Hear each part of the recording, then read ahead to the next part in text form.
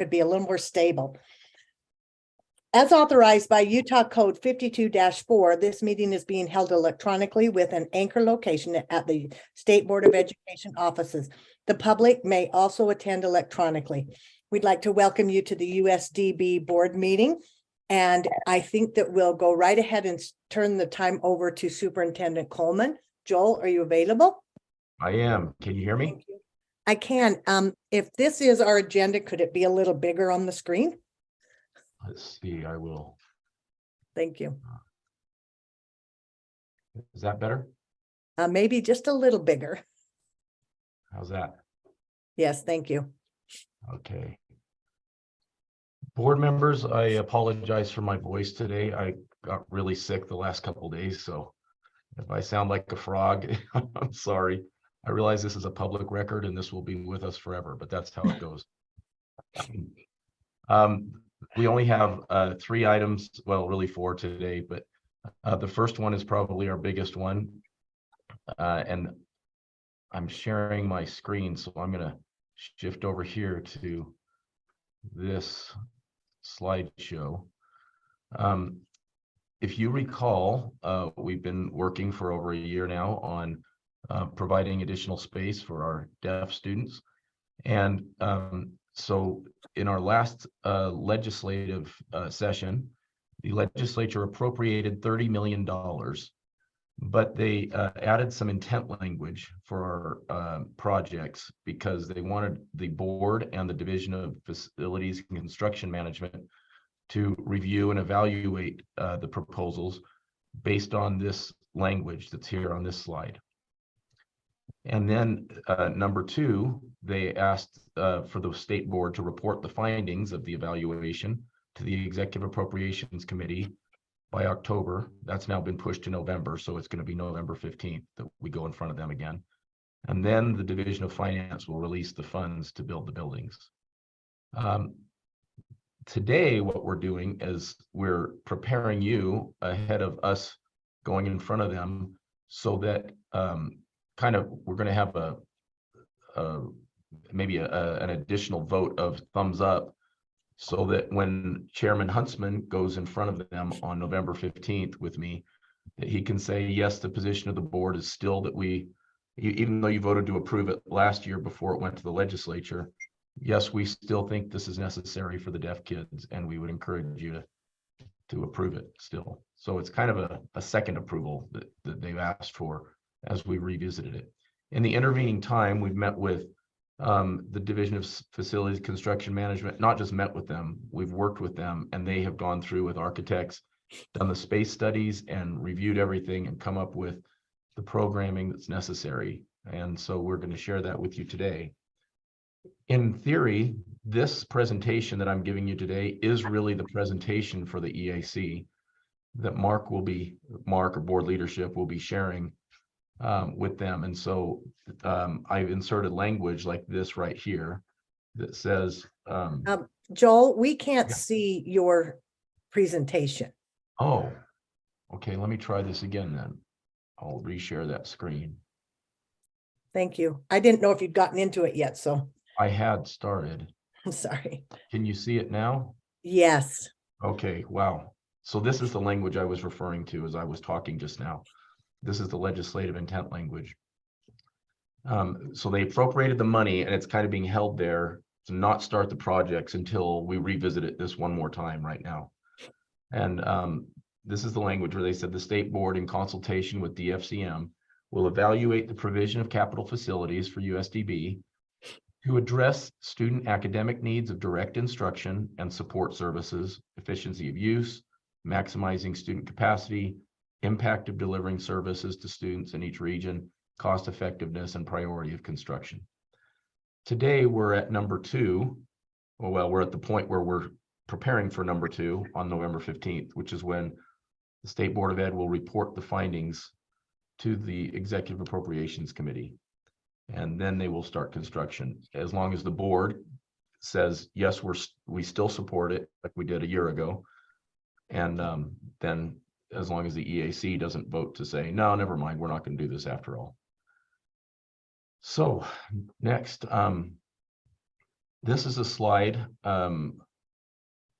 that would, like where Cher Huntsman would say, members of the EAC, the state board has evaluated this according to your intent language, and we support these building requests. Contingent upon you actually saying that today at the end of this presentation, taking a vote and saying, yeah, we're still on board with it. As we've talked to the LFAs and received feedback through Superintendent Scott Jones, we've been kind of given a heads up that there's 4 vital concepts that they really want to hear about. One is the nature of deaf education and why these students are different, why they can't just be mainstreamed, what it is that's unique about them from other students with disabilities. Number 2, they want to see an overview of the student movement and our program growth in the Salt Lake County area where this high school building is going to be built. Number 3, they had a question about student funding, how that works with USDB and the LEAs, and if there's any double dipping or anything like that that's going on. And number 4, they of course wanted to know the details of the building programming and costs. And we have with us today on our call, we have Matt Boyer from DFCM, who is the deputy director, and he's here to discuss those findings and answer any questions you might have about the building costs. I will say building is expensive right now, and so I'm grateful for DFCM being with us. On our call, we also have, or on our Zoom, we also have Rachel Benedict, who is the principal of JMS, and our interpreter is Michelle Draper, who is one of our awesome staff interpreters, who's interpreting for Rachel. And so, if you as board members have any detailed questions about how things work with the deaf kids in Salt Lake County, Rachel is our principal and she can answer everything. She's amazing. She came to USDB from Colorado and grew up in Maryland previous to that, and is just such a great principal for us. So the first item there is the nature of deaf education. And this is something that I know some of you understand very well, but the legislature and the general public usually doesn't understand quite the nature of deaf education. Why do we even have deaf schools? Every state has deaf schools of their own. Why can't they mainstream every deaf child like others and so forth? And the truth is, most of our deaf kids in Utah are mainstreamed still. If they're hard of hearing or if their IEP team believes that their placement is best in their local school, that happens. So we're not saying that every child has to have this, but there is a group who really has to be with a deaf school where they can, number one, communicate directly with their teachers and their peers. Rachel, do you have a minute to kind of just discuss the concept of LRE as it applies to deaf children? Yes, I'd be happy to. My name's Rachel, as Jill said, Rachel Benedict. And as we talk about least restrictive environment, often that is the purpose that students are mainstreamed, those students with disabilities. And for deaf students, that could be true as well. However, for most deaf students, that's not the case. When we talk about least restrictive environment, we typically think about what their language-rich environment is what we want to do. We kind of change that acronym to a language-rich environment. I am deaf and grew up in the deaf system. And so I wanted direct communication with my teachers, and we want instruction in ASL in their primary language. So it is not true for every student, but it is true for our students our student population. As we think about this new building, again, we were looking for a science lab in this building. And a lot of our high school students are taking— Michelle, your audio just got really quiet. Can you hear me okay? Not sure why that changed. Can you hear me okay now, Jill? No.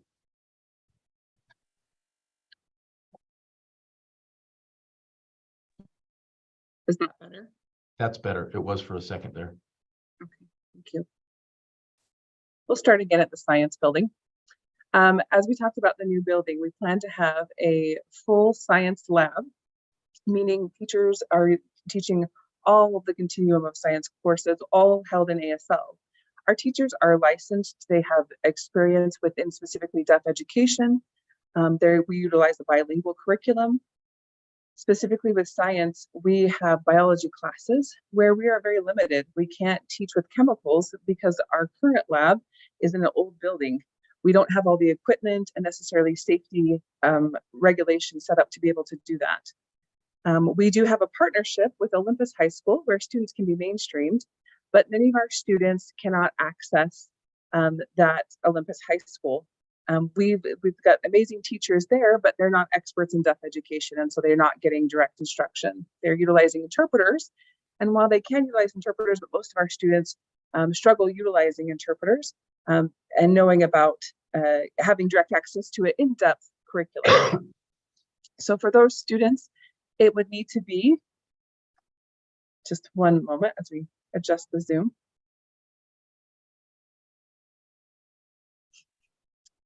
So for those students, if they're here at Jean Michel School for the Deaf, we're limiting their education because we cannot provide the exact resources, for example, in a chemistry class. So the building that we're proposing that you are support really is providing the least restrictive environment or language-rich environment for these deaf students. Thank you. That's helpful, I think. Something else that as board members you should be able to understand and probably articulate as our board is that our classes are very small compared to other classes. In most special schools for children with disabilities, you have even smaller ratios than ours. You have 1 to 1, 2, or 3 kids. Our classes range from 6 to 8 kids usually, but in secondary, it's even different than that. So for our program in Salt Lake County, we need a minimum of about 11 classrooms spaces, and the kids rotate around. It's like a jigsaw puzzle, because when we have every child from 7th up to 12th grade that has all the different requirements that the state board has approved, we have to teach all of those courses. And we have a limited number of teachers that do that. And so trying to juggle the teacher certifications with deaf ed certifications and the actual population we have, it's a very complicated dance, so to speak. And we can do that much better if all the kids are on one campus. Then in the past, we've tried to have a couple classrooms out in our traditional schools using interpreters and so forth. And what we found is that the students are just going to be much better served if we have a deaf school the way they were originally designed. Our classrooms are also smaller than traditional schools. For example, USDB classrooms that we build go from about 650 to 850 square feet. Most traditional school classrooms are 1,000 feet or more. And so that we don't need all the size necessarily, but we still need the same number of spaces for learning, because our kids have to follow the state standards and all of the coursework that they need anyway. And we still double up, like we use one classroom for a couple of different classes. We don't do anything inefficiently. We do it as efficiently as we can, but it still takes the space that it takes. It's like a necessarily existent small school in a rural area. You still have to do it all. Here is just a trend table to show you that our secondary student population has remained fairly consistent throughout the years. It dipped down a little bit at one point, but 1 or 2 students makes a difference, and 5 students is a whole new challenge in when it comes to our kids. It could be like an elementary school where the kids are with their teachers all day. It's a whole new class of students. In secondary, it's different. It's just more logistics to move around as we mix and match them. Here is the kind of a diagram that we made to demonstrate our space in our Salt Lake operations. In fact, I'm going to come back to this slide, but I'm going to jump ahead to, this is where we are right now. We have 2 neighboring schools in the Granite School District, 2 neighboring schools that in the past we have had help us as we've tried to have classes there and back and forth to our campus. If you look at the JMS building here, you notice there's 4 squares that are sliced in half. And that's because in those classrooms, we actually have 2 classes meeting with 2 different teachers and 2 classes of kids teaching 2 different subjects. So in 4 classrooms, we're doubled up with 8 classes. We also have the little house that we purchased adjacent to our campus. And that was 2 years ago in the legislative session. We asked for money to purchase an adjacent property so that we could build this high school building eventually. So this is phase 2 of that plan. We've already purchased the house, and we're currently using, we're using the living room and the bedroom upstairs as 2 makeshift classrooms. And the house is not ADA compliant. It's only for temporary use, but at least it gave us 2 extra spaces. And then at the Mill Creek Elementary, we have a couple of classes of deaf kids who are actually LSL kids. And for them, it's good to be on that mainstream campus and go back and forth with their peers who are hearing. In the Mill Creek Portable, we actually own that portable. And we were just notified that that campus is going to be closing down. So Granite is trying to find us a different campus to put that portable building on. But the good news is that we own that building, so we won't lose the class space. We just have to relocate that space, so to speak. So that's where we are now, and we'll come back to this slide in a minute. But I'm going to go back to our original slide. When I came on board as a superintendent, here was our setup. We had 2 classrooms at Skyline High School, and we had our deaf teachers of the deaf in those 2 classrooms with about 15 to 20 high school kids. And what would happen is, obviously, those 2 teachers are not qualified to teach every subject out there. You have to get a separate endorsement for history, for math, for science, and so forth.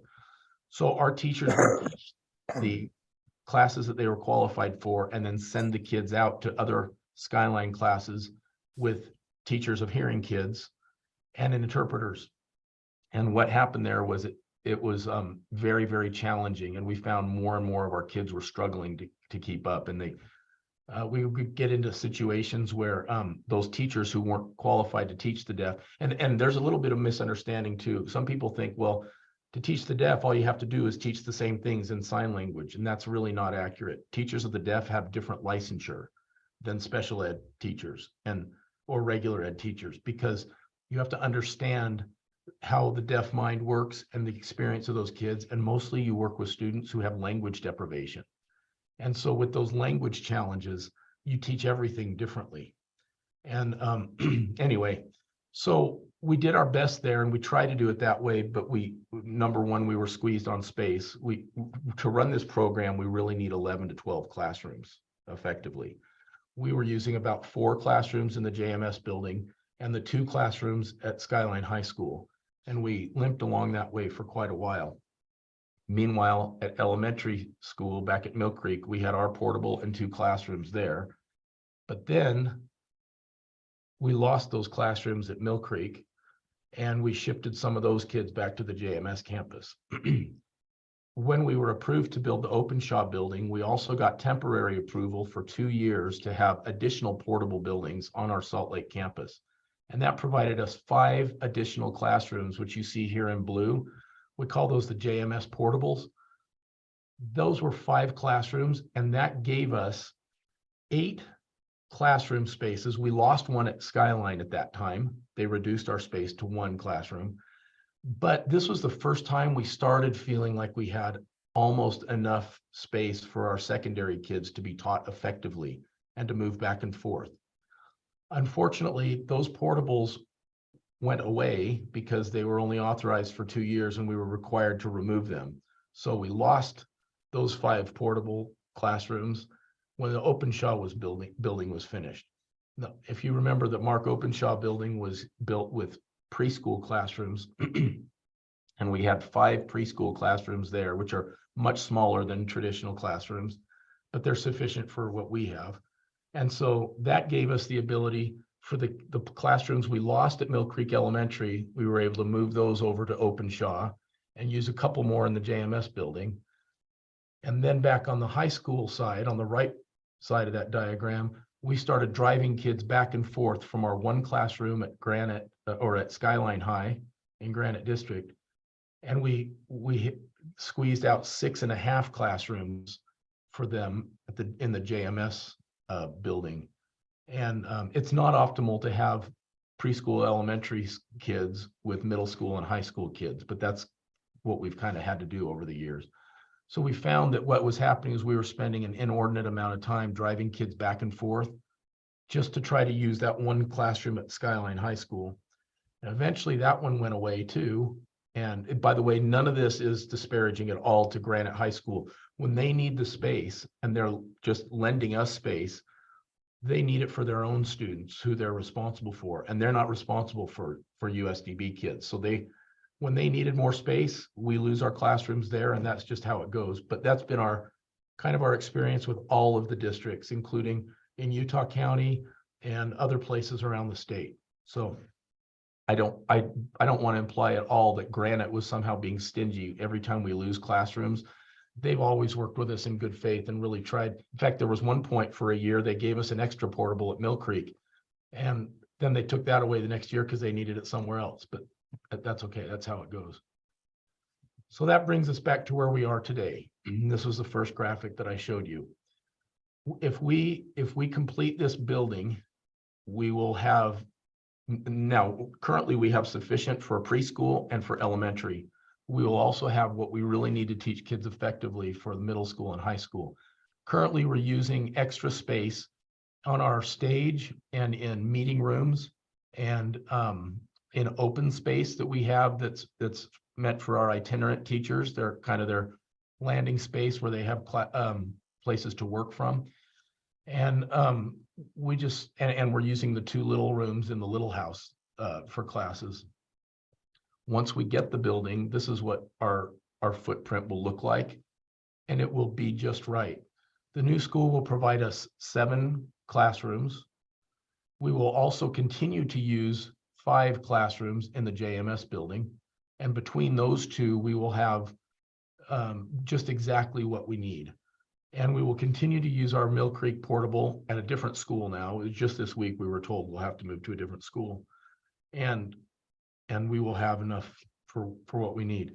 Currently, for example, for our robotics team that goes out and competes with all the other schools and our STEM program, we're using the stage of the Openshaw Center, and that robotics arena takes up the whole stage. So between October and February, we can't use the stage for anything else in the school. And in the new school, we've built a way so that we have an art room, which we've never had before. And our kids, they can't hear, but they are amazing visual artists. So they really do need an art room. We've made it so there's an art table, and it lifts up in the ceiling, the top of it, and the robotics arena is right there. And so it doubles that space as both an art room and a robotics lab. It'll also have a new science classroom, which we don't currently have for high school kids now, so they can have the full science experience like hearing kids do. And there is a little bit of space built into the new school also for a small weight room. All of our kids that play sports, they don't have a weight room like the other schools do that helps them learn about weight training and conditioning and so forth. And so that's one thing we'll build there. And the last thing I'll say before I ask if you have any questions is, as you know, schools are not just classrooms. And with our kids, we're seeing an increase in students who have multiple disabilities. We're getting more students who have autism as well as deafness. And so our students who already have intensive needs, which is why our classes are small and we have a lot of highly trained professionals, they're having even more intensive needs now. So we have their IEPs dictate, and we have speech therapists and other therapies, OT, PT. We have reading specialists, and all of those things take space where they bring kids in and out to the different programs according to their IEP programming. And so even though these diagrams show classroom spaces, we've also created office space in the new building, which currently we're carving out space out of classrooms with dividers, and we're having our therapists trying to do speech therapy and other things back in the corner of classrooms, which isn't really very optimal at all. So it really meets all of the needs that are required by IDEA, and they're calculated to help these kids have the same equitable opportunities as their peers who are non-disabled. And when courts have made decisions for special ed situations like this, they use two words, equitable, and the second one is, oh gosh, equity and adequacy. Adequate. This gives us adequate space so that we can do what's really intended with IDEA. And with that, I should probably pause here and ask if you have any questions at this point. So Superintendent, I'm just wondering if you shouldn't finish your whole presentation as board members are writing questions down and we can reverse. If Sure. that would be okay, that because I think they're all gonna come together. You betcha. Okay, Thank you. so that of the four things that we had, that's the second one. First was the nature of deaf education. The second was our student movement and so forth over the years. The third section is just with this one slide. The legislature had questions about student funding. USDB does not receive WPU funding. And when students are enrolled in other LEAs, then they do generate WPU funding for that student. So for example, when we had our students in Skylines building in those two classes, they did generate WPU funding for those two classes. Even though we still provided the teacher, they provided the classroom and the other overhead, and our kids had to enroll in their programs actually and so forth. So the students that are now just on our campuses are not, they're not generating any WPU funding to the local districts at all. Okay, and now the fourth section here is the actual building programs and costs, and you'll recognize these slides from slides that previously you saw as you approved this the first time a year ago. And these include updated information from the DFCM study and review that was completed just this October. Matt Boyer, you are here, I think, on our call. And would you mind maybe unmuting your video there and then kind of discussing these slides with the board, Matt? Yeah, I'd be happy to. First off, my name is Matt Boyer. I'm the Assistant Director for DFCM over the Capital Development Program. And we've been working closely with Superintendent Coleman to review these two projects and kind of provide a little bit of background as what's going on in the current construction market. So over the last couple of years, you can see that the construction escalation has been astronomical, for lack of a better term. We've experienced very high growth, and as a result of that, costs have been increasingly, well, they're more and more per year. We track that information just to help us have a better understanding of where the projects are at. And we have a cost database that we track all of our projects in, and that allows us to have more realistic and better numbers for projected projects that come up in the future. So a couple of things just to take a look at here. The one on the left, the Openshaw Education Center, if you'll remember, that bid out back in 2015, and that was a remodel of the existing Libby Edwards School that had a $268.31 cost per square foot for that remodel and build out. Inflated to today's numbers, that would equal $541.72. So you can see it's doubled the amount that it was from back in 2015. A more current project that we completed was the Springville School down in Utah County. That one bid out at $412.84, and under today's construction dollars and what's being forecasted, put it at $656 a square foot. Next slide. Perfect. So in contrast, we have a scale here that shows you the average of the two different projects. One of the reasons for the Springville School and the costs that were as high as it was, again, that was a new construction where the Openshaw was a remodel of an existing facility. The Springville had a much larger per square foot footprint, undeveloped footprint that was required for the project. And so we wanted to make sure we noted that. But between those two projects, we have just a little bit under a $600 per square foot average. And right now we are projecting these two projects to be about $561.50 based on what we've seen and based on the programmatic needs that Joel and his team have provided. So a couple of things that take into consideration when we look at projects, there's a design complexity. The needs on these type of school buildings are very different than a general classroom building. Like Superintendent Coleman said, there are fewer students per classroom. Some of the classroom spaces are much more tailored and sophisticated for those students and to meet their needs. The budget has been set on a 3-year timeline. So we have this first year that we've gone through and done the programming needs and a feasibility study for the 2 different projects. Part of that also is implementing the DFCM state standards or building standards that enhance building efficiencies, energy costs, and savings. And so those all go into some of the different costs per square foot.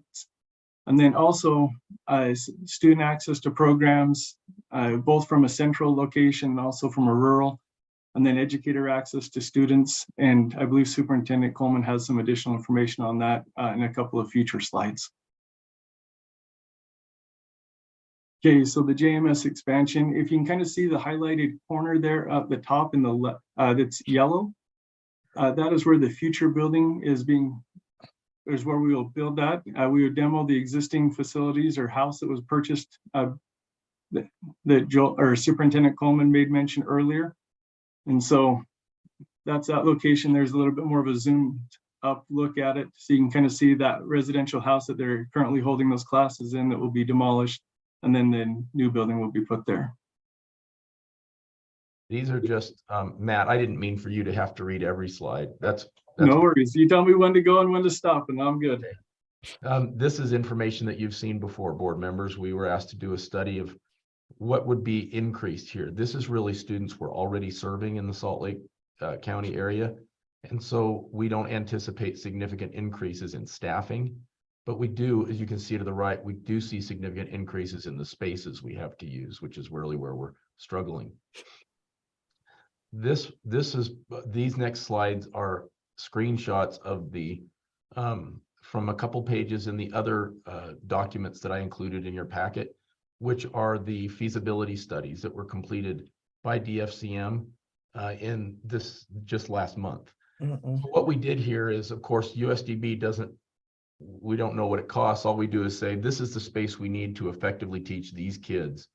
And so the architects went through and they drew these boxes and said, okay, these are all the spaces you need to have an effective program into the foreseeable future.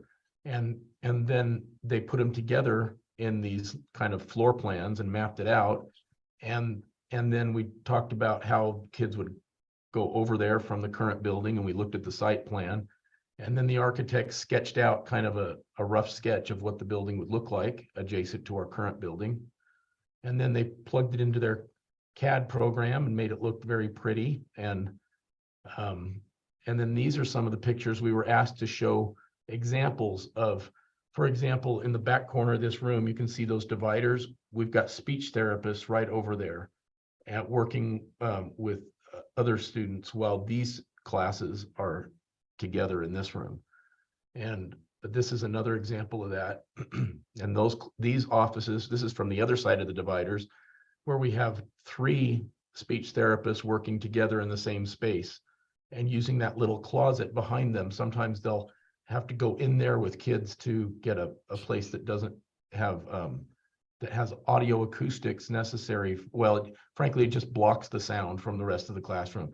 Even though deaf kids use sign language, the classrooms can still be quite noisy. We've also temporarily put a divider into this. This is the small elementary school gym. And we put a divider into this room so that we could, and we built that closet at the end for tables and chairs. So the kids, when the PE time is over during the winter, we use this a lot for the younger kids because they can't go outside. We pull all the tables and chairs out of those closets. We set this up into 2 rooms for our middle school kids. And then we take it down again every time. So it's a temporary solution to just get us a couple of extra spaces. Here's a conference room that's intended for meeting with parents for IEPs and other things. And we're using it sometimes for class space now, if the class is small enough. Here's the open space that is used for our teachers when they come in. We use this for the kids. Another conference room similar. And here's a picture of the little house that we are currently using. Here's the interior with the living room. And we have a couple of couches in there and a couple tables. And so the kids are trying to learn this way. There's another angle on that same room. And here's the official slide that has the figures from DFCM with the 3-year timeline, including possible escalation costs and so forth. Jim Russell, the director of DFCM, the executive director, he said these costs may come in a lot lower, but this is the room we have to work in. He says that they treat our buildings like they treat all the other buildings in the state, and they apply the same formulas to ours. So that's what they've come up with. And then we just have a short bullet list for the legislative presentation of the things we've already discussed mostly. And now the final project is the St. George preschool project. This is much smaller. If you remember, we originally had a parcel of land that was going to be given to us from the Washington County School District, and it was located right between a high school, middle school, an elementary, and a preschool that they already have. Partway through that process, we identified another building, and actually board member Belknap and board member Norton helped, as that's kind of their stomping grounds. They worked with the district and helped identify a different building, this one that we could use. And what we did is we shrunk down the vision of what we thought that we would do. And this is a building that has been used for adult education, and the district last year stopped using it for that purpose. And so they were able to surplus this building, and they've agreed to sell it to the state for whatever market value is, so that USDB can have it as a school building. This is our original array of everything we do in Southern Utah, but this building will not be used for all of those. This building will be just used. Let me skip. Oh, here's what the diagram looks like after the feasibility study was done. And we would do upgrades to protect the little children from traffic and so forth. And we would install a playground. This land is included. And you can see this top view here. We would retain the current parking lot and build this canopy kind of colonnade over the sidewalk to protect the kids as they go back and forth to the playground. This is the same kind of study we did. We only need 4 classrooms here and a little bit of office space, a kitchen and eating place, so forth. This is the side of the lot that would be completely transformed into a nice playground.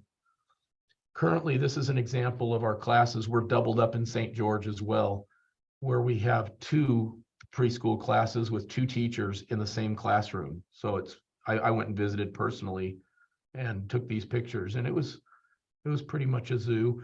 But we have if you remember, we had an old portable that was given to us by the state. We transported it down here. We lost this classroom space in the building because their school needs it. They're growing like crazy there too. And so fortunately, we were able to get that portable down there. It was moldy, and we had it all mitigated and put it together. So these classrooms are now in a temporary portable building outside of this school, and that will hold us until this new 4-classroom preschool building is done. So we have 4 classes. We had 2 schools with 2 classes doubled up in each classroom on each. Now they each have their own 4 classrooms, and those will just transfer over to our new building when it's finished.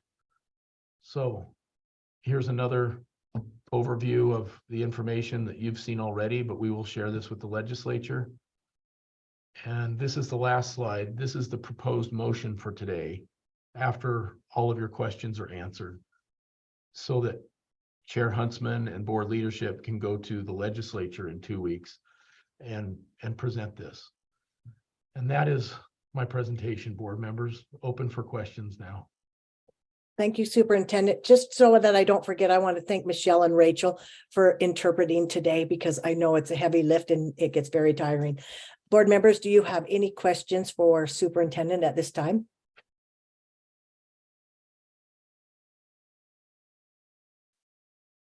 Okay, well, I do. I'll watch for hands to be raised. One is, who required you to move the portables out away from the Mark Openshaw building? I don't remember what entity it was. It might have been the county. It was probably the county, whoever's in charge. We had to get permission to have a portable building erected. And actually we bought them from the Salt Lake Community College and had them transported over. But I don't remember who it was, but whatever, probably the county, whatever building authority. Joel, I'm just kind of lost as to why you can't have a portable on land we own.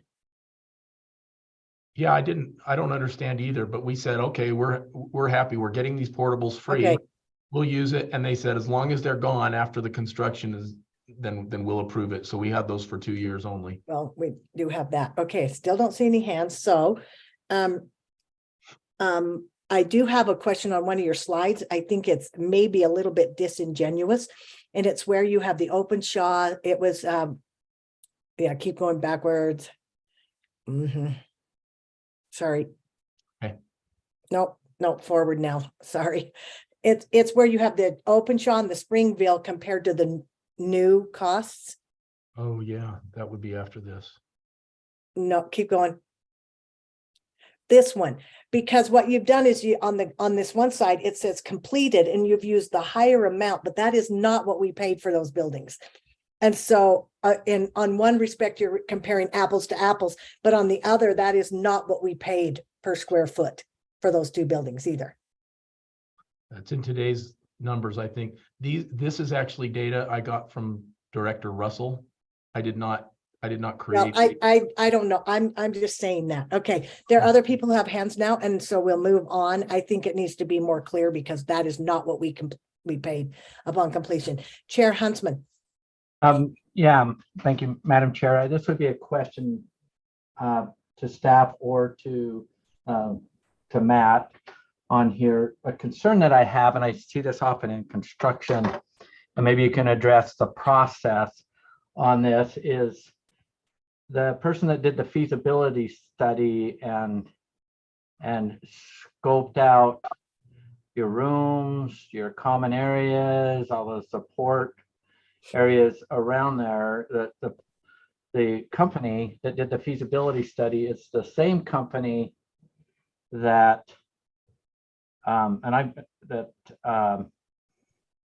is designing or doing the preliminary design or the design work that is working with you, Matt, on square footage and some costs and on all of the estimates.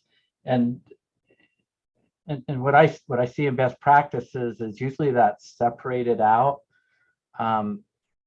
because there's an incentive there, to a little bit of an incentive, because the fees on the architect side are usually a percentage of total project cost. And so Matt, can you speak to that process? And then also my second question is, I'm looking at the square footage and I'm trying to equate it, and I know that it's unique. Superintendent Coleman talked about how unique it was, but I look at the square footage and I look at the actual classroom, which is this huge need that is being demonstrated here, and its relationship to common and admin and support facilities, or support, I guess you'd call it, rooms and spaces. Can you speak to those two concerns or issues? Yeah, I maybe haven't. Thank you. Yeah, I'd be happy Madam to. Chair, if so, that's my question. So let me, if you don't mind, I'd like to address Chair Huntsman's concern on those costs that were shown previously with the Libby Edwards purchase and the Springville School. Superintendent Coleman is correct. Both of those costs have been escalated out to show what they would cost in today's dollars. They do not represent the costs that they were at the time of purchase. That was represented on a previous slide that showed. Right. And I so saw that. That was just to show, and it kind of shows down below there to show what it was. If we were to go and purchase those buildings or to do those over again, that's where those costs would land based on today's construction dollars. So there wasn't any intent or malintent to misrepresent. And so I hope Okay, that. so Matthew, might I say, if completed today, I think it needs to be really clear. Okay, so Yeah. go ahead. That was my question. Now Chair Huntsman's questions. A great comment and well noted. Thank you. Going back on the other concerns. So it is very common practice, and I do recognize the concern that he has, that the firm doing this study has a financial interest or would benefit by going forward with that in design. That is the same, however, that's very common in the construction world, where a design that does the feasibility study in the program, they're doing them, whether it's with state agents.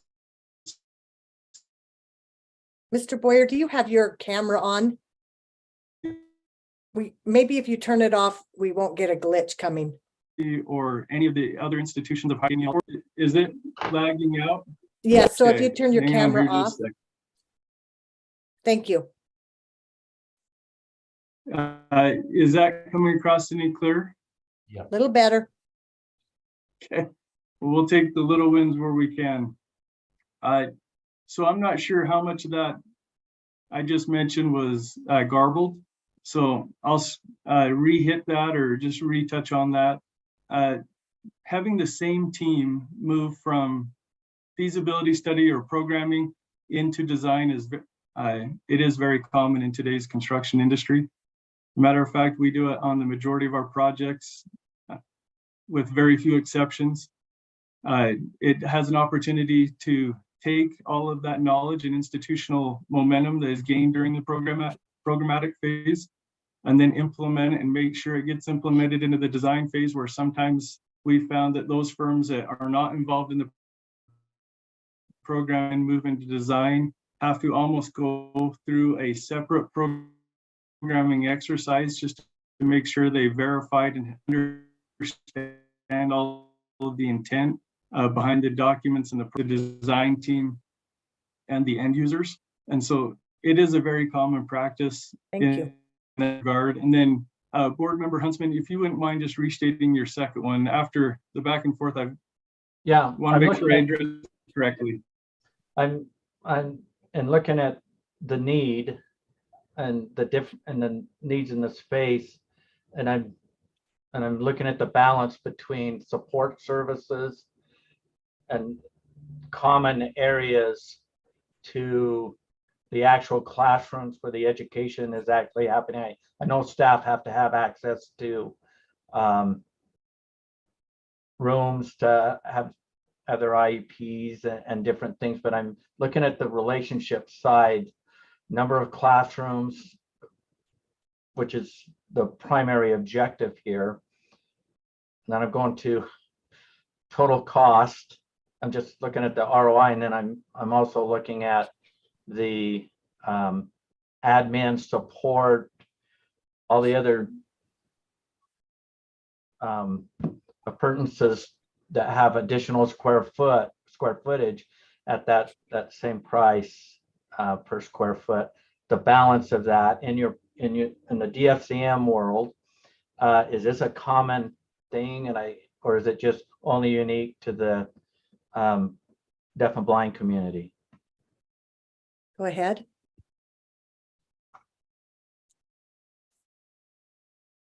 Mr. Boyer. The School of the Deaf and Blind has some grossing factors that would tend to be a little bit more on the large side than what would be on a normal project, based on some of the disabilities of those students and some of the needs of the faculty and staff for that. I would be remiss if I tried to demonstrate that I'm an expert on deaf and blind school education. And so a lot of that information comes based off of the architects' experience that they have had in working with these type of facilities.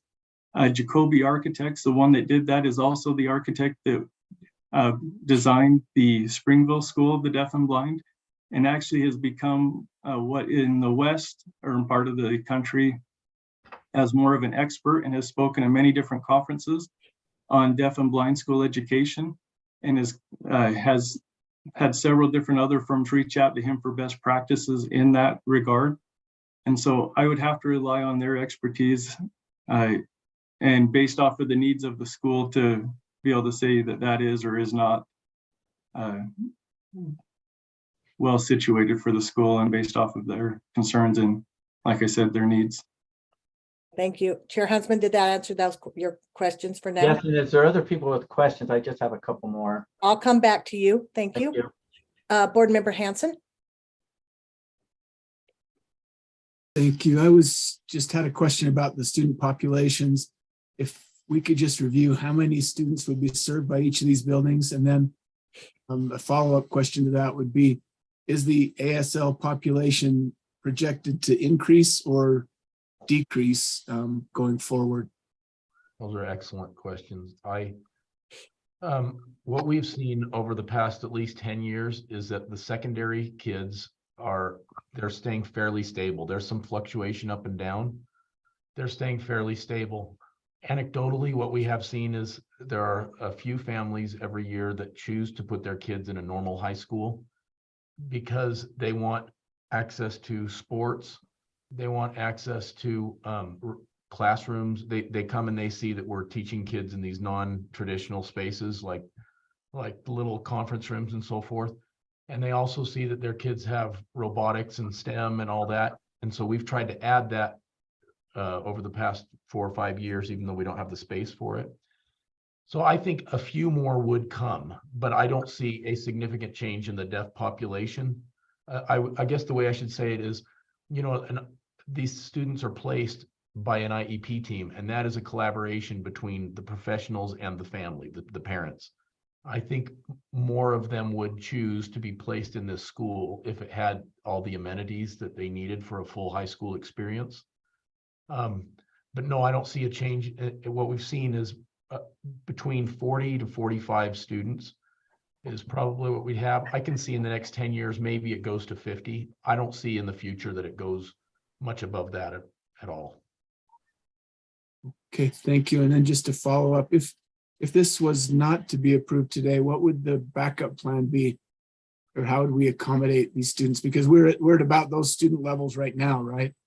Yes, I spent the whole day yesterday with my staff talking about this.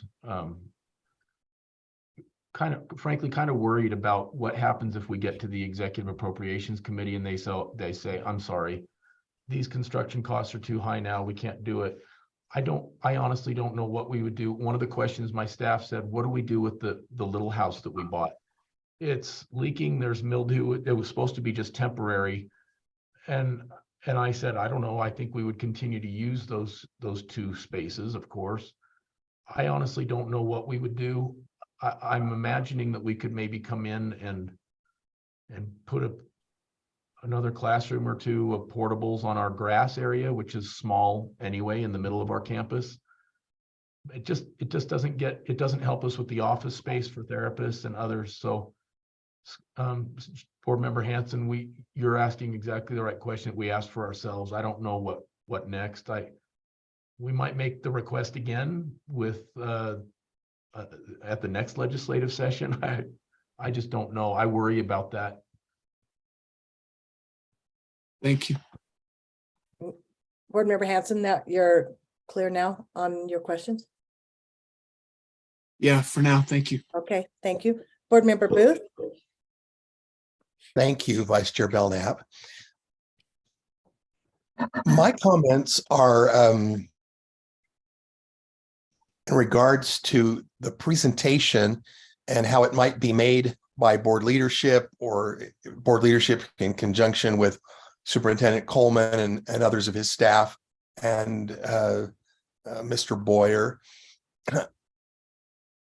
Month after month, we receive reports of the amazing world-class, top in the nation educational experiences that our students of the deaf and blind are experiencing in the state of Utah, how we're on the cutting edge. And yet, in terms of facilities, it feels like we are kind of tender, loving hands at home piece together using everything that you can, everything in the kitchen sink to try to make it possible to create that learning environment where such excellence is bred, as is being reported month after month. I'm concerned that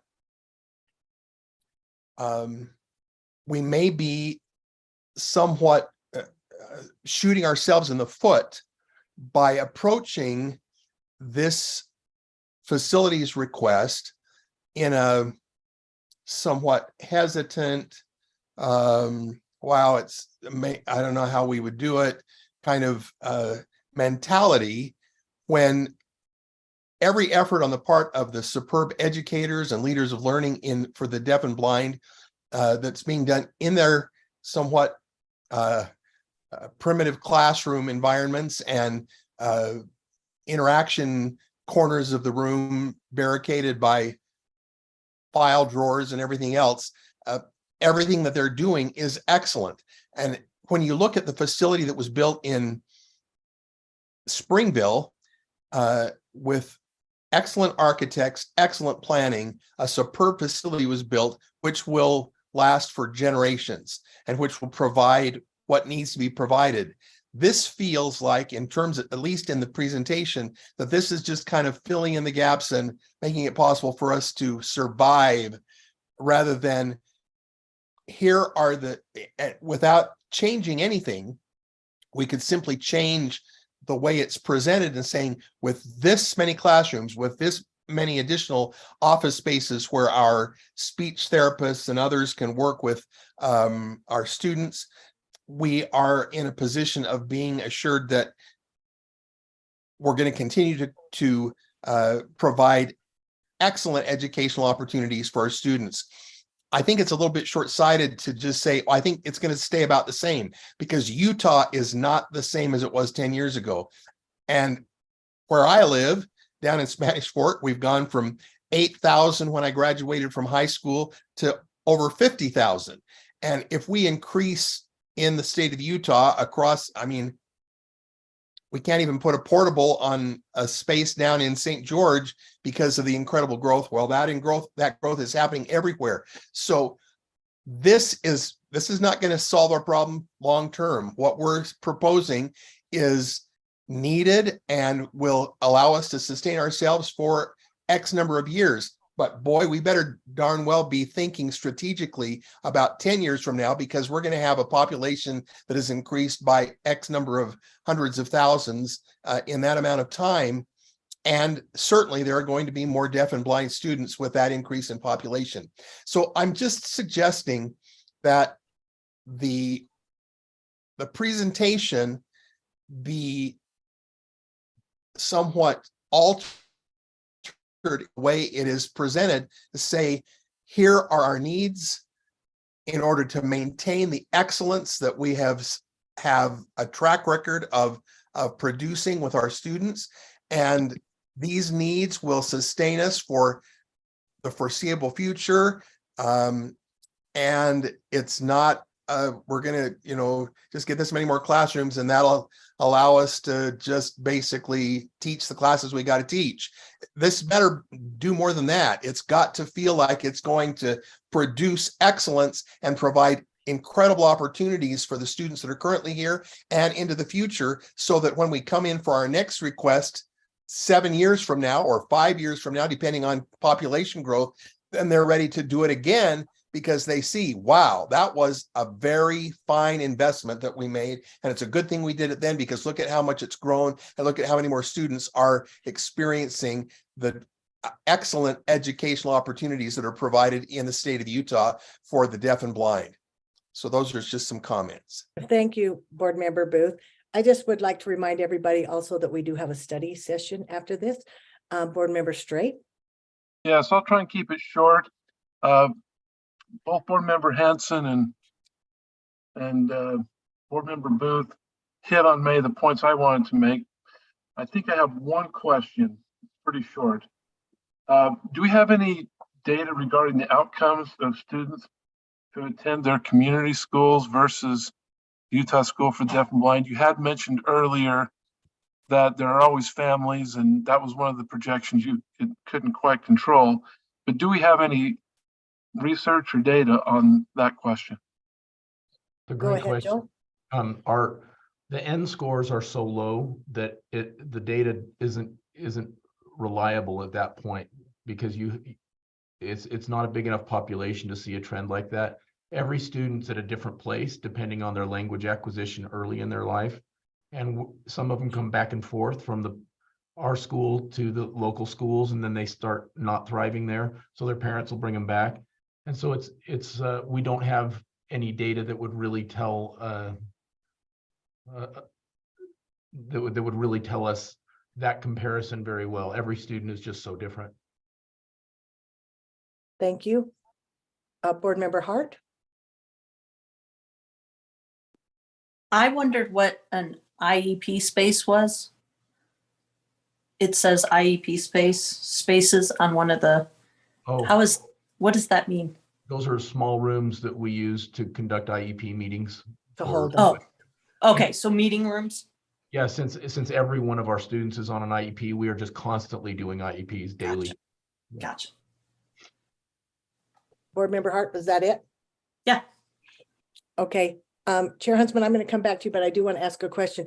Joel, you said that the funding goes partly to the district if you're on their campus, but do you also receive funding for that student as well? We don't receive per student funding. I know that, but do you receive funding for those students? Do you put them in your count as your student? If a student is in a classroom at a traditional school, they are counted as our student, but the school also receives WPU and counts them as their student. So our student count is not related to funding. So they are Right. students, they are students we serve, but they are counted as the district's student. So we serve a lot of students in other districts, and so they're included with that count. But Okay, no, and then Chair Huntsman, I'm probably butting in here, but you said Skyline, it's only giving you one room. I'd be curious, is Superintendent Nye on here? And also is Mill Creek in the same Granite as well? it is, and Superintendent Nye was here, but he had to leave. He sent me a text. He had to run to another meeting. Okay, so I'm wondering why they not have another room for you? And the portable there, you only showed that you were using 2 of the rooms there. Are there 4 rooms available in that portable that needs to be moved? The others are for the blind. Okay, Yes, they Thank will you. all be moved. So Okay. Superintendent Nye, I spoke with him last night and asked him if he'd participate. He was willing to. Even if they do have a space or 2, it's not effective for these kids to not have them on a campus together. And when they actually approached us when they rebuilt Skyline, the community council approached us and said, do you want another room or 2? And we said, what we're finding is that our driving the kids back and forth to campus all day is significantly impacting their learning time. And it's not an effective model for them anyway. So unless they were going to provide all 11 or 12 classrooms that we need on a campus permanently, it's not really helpful to have 1 or 2 classes on a campus. We tried that for several years and it just wasn't the best situation for our students.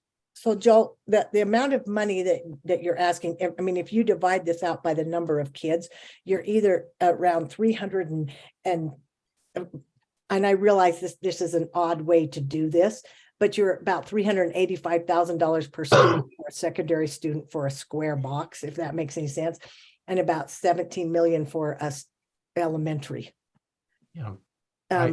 It just is a little illogical. How many students are in Washington County in preschool, and is preschool required by you by statute?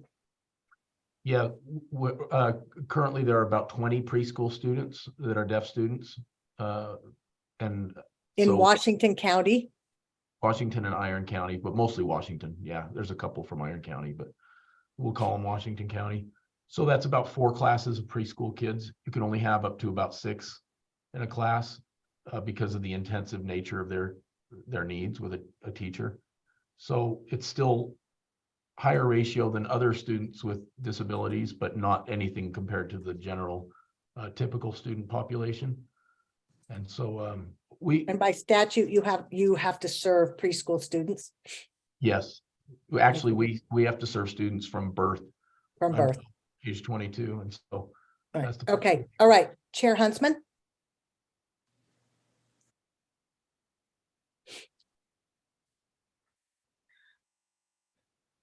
Mark, are you there? If I turn my video, then I don't know. Okay, if it's now my- I can hear you. you I can hear me? you now. But I don't want to lose Matt's response. I don't know if it's on my end or his, but it ends up not working very good. But my biggest concern are these construction costs. And then also just in the construction costs related to the number of actual classrooms that will support the students. Now, I understand there's more to it, parking lots and different other spaces, but I'm just having a hard time with these high costs, and also not having, as a board member, providing input in on building types and that. But I can only speak from my own experience. Right now, I'm building a building in Afton, Wyoming, a commercial building for one of my offices. And it's ADA, open space, and I know I had to work with my architect a little bit, because if I turn my architect loose on this, and my building was X, and then I said, okay, let's talk about materials and what I have here, and I still need the space, and that process actually brought the cost per square foot down quite a bit. In fact, I'm like half of what's being proposed here on a commercial building with quite a bit of open space built into it. So my question for Matt is, through any of this process, or as this is getting pounded out, similar to what local districts have to do working with their architects when they're having sticker shock on the price of the building versus, their number of student counts and et cetera. Can you speak to any dialogue that you've had on building types and that, to attempt to bring this price per square foot down? Was there any of, I mean, these are taxpayers' dollars, of course, that are going in, and they are super significant.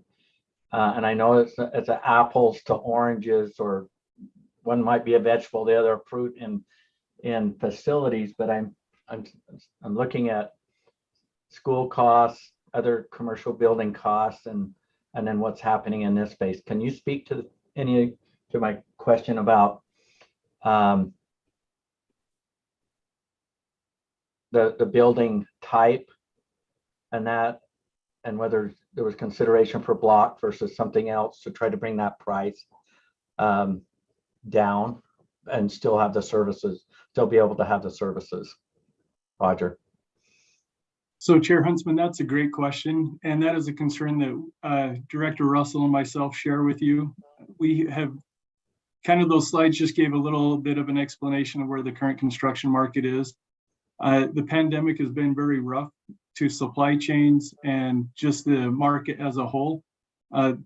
We find that not only is there a great demand for construction within the market that's driven up the cost per square foot, but the supply constraints that have faced the market and continue to face the market have been a problem. And on all of our projects, whether it's a project for USDB or another state agency, or any of our institutions of higher education, we take a very proactive approach as to try and find what kind of efficiencies can be gained, where the cost efficiency is in building structure types.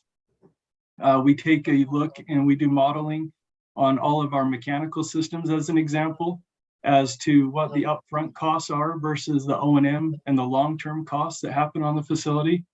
And so all of those factors go into it, and all of those factors get weighed into design decisions that are being made to try and help justify and make sure that we're very cognizant and protective of the taxpayers' dollars, and making sure that we're driving value into each of those projects. It's been a tough market over the past few years, and right now we're continuing to see the forecast for next year is continuing to be very high. with as high as 14% escalation on top of the past 2 years. And so we've been working closely with the Association of General Contractors and their Utah chapter and the AIA of Utah to identify ways and means that we can bring value and help make sure that these projects that we are required to build at this time, that we can drive the most value into them as possible, and that we are protected, cognizant of where the funding comes from. So can I have a follow-up? Go So ahead. part of all of this prior to what is being proposed here, whether it's a concrete tip up, block, other construction methods. So am I hearing you correctly saying that you've already done that evaluation, or is that something that's going to happen in the future? Typically that starts to happen in the SD phase or schematic design phase of design. In programming and feasibility study, they might put out some different ideas for structures. However, they don't go in much depth of it. Most of that time is focused on what the actual needs are from a space standpoint and a adjacency standpoint with the rooms and whose office needs to be next to which classroom, support staff, things of that, and making sure that they identify what those programmatic needs for the facility are. And then once they get into the schematic design and design development phase is really where more of those options get vetted out and are really verified to see where and what direction the project will go. Okay, thank you.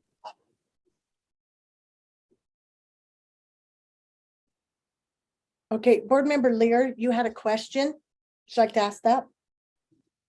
I guess I feel kind of silly because I came in late and I probably missed this, but I'm what's the proposed location for this new, very lovely building for USDB?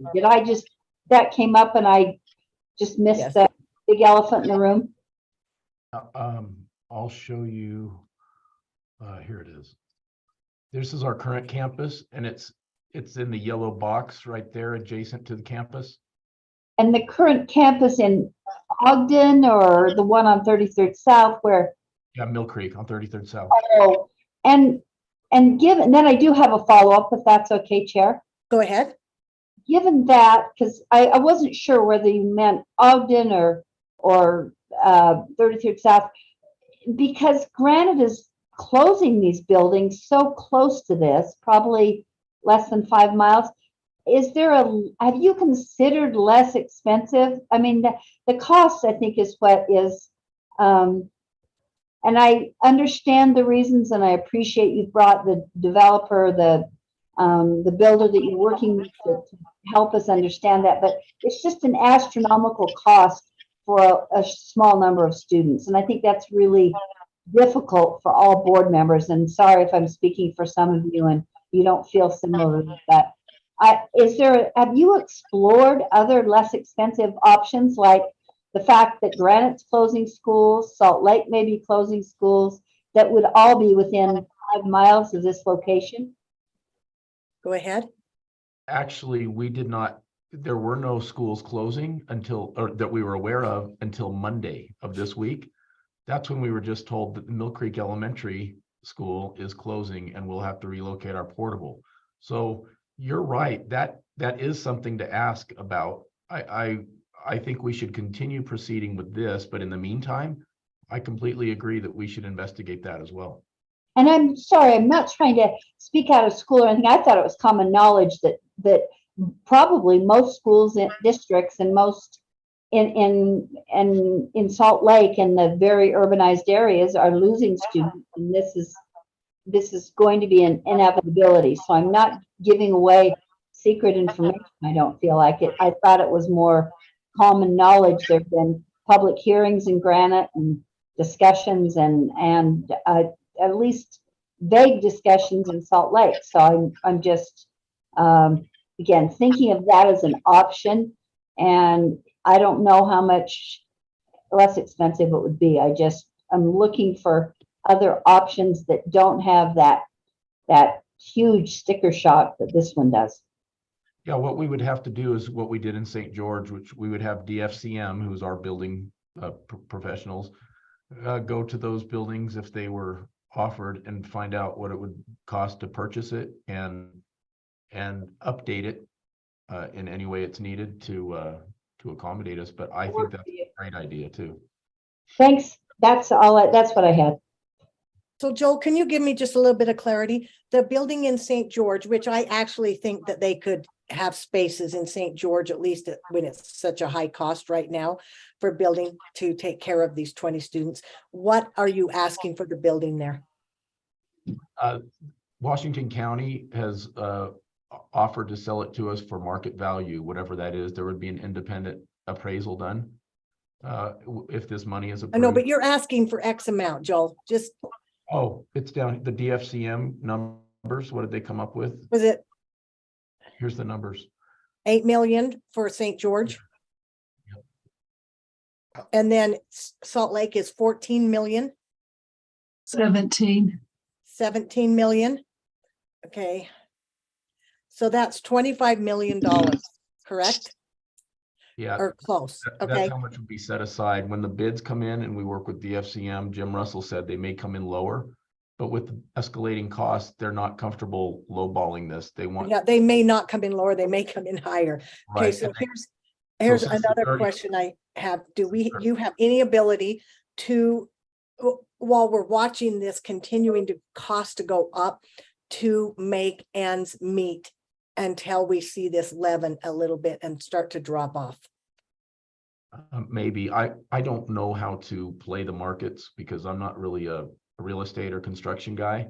I don't know if they keep going up and level off to where they are now, or if they go down from where they are now in the future. I'm not sure about any of that, but I think that's what DFCM should actually answer with when we're in front of the legislature. And I'm guessing they will ask the same questions that you have. I don't know about timing. So Okay, what we've kind of done is said, we can't control cost, but here's what our kids need. So here we are. okay, thank you. Vice Chair Davis? So when I consult with our parliamentarian, this is what I understand, because we approved something in the past. So today, what we as board members are here to do is that we have to be able to say that we've spent enough time in a transparent process that we believe that this is a need based on student capacity, academic needs, efficiency of use, cost effectiveness, and priority of construction. So I've been thinking about this. I thought about it all night last night. And I feel like when the strongest argument really that we have at this point is probably academic needs. And when I ask our the specialists that I know, would these buildings be necessary to achieve FAPE for students, given the variance in IEPs and understanding there's a variety there? And what I've been told is probably not, but the deaf and hard of hearing do better when they have direct access to each other and to their teachers. And so there is a consideration here that we need to have these spaces where students can have direct access to teachers and to each other. And I would say probably in maybe less convoluted spaces. I wish I would have toured JMS, Superintendent Coleman. You may remember I came and toured the Openshaw building. And I left thinking, this is a beautiful building. And I love how it was designed so well for people with very specific needs.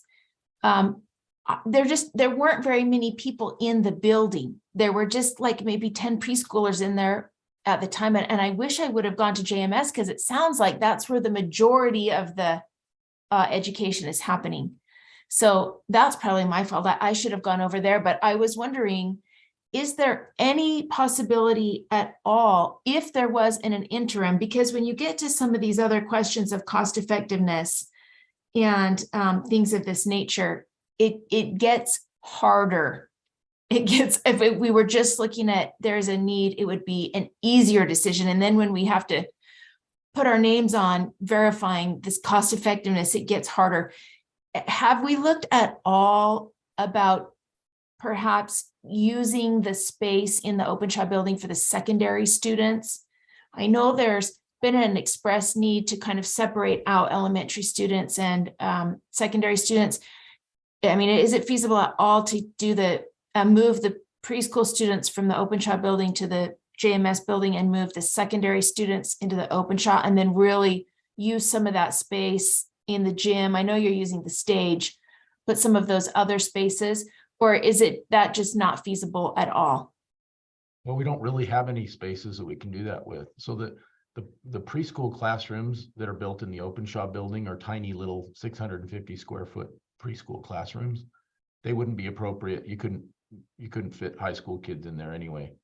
And we are using other spaces in the Open Shop that are not intended to be classroom spaces, like the open area and the little conference rooms.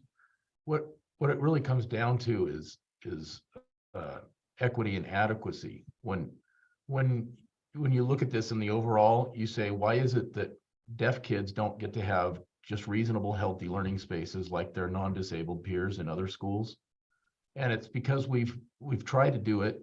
We've always gotten hand-me-down buildings, which is fine, and we fixed them up, like the JMS building, which was built in the early 1960s. But what we're saying now is, let's just find a way to get these kids the kind of classrooms that all the other kids have. If there's anyone that needs that, it's the kids that struggle with learning more than others. And we're not even touching all the lip service we give to social and emotional needs of kids and suicidality. There's no child who feels more isolated in our school system or in their world or their lives than deaf children who cannot communicate with their own families. 90% do not ever learn how to sign. There's no kids that go to a regular school and feel more isolated than a child who can't communicate with anybody, except an interpreter maybe, who's there not to be their educator.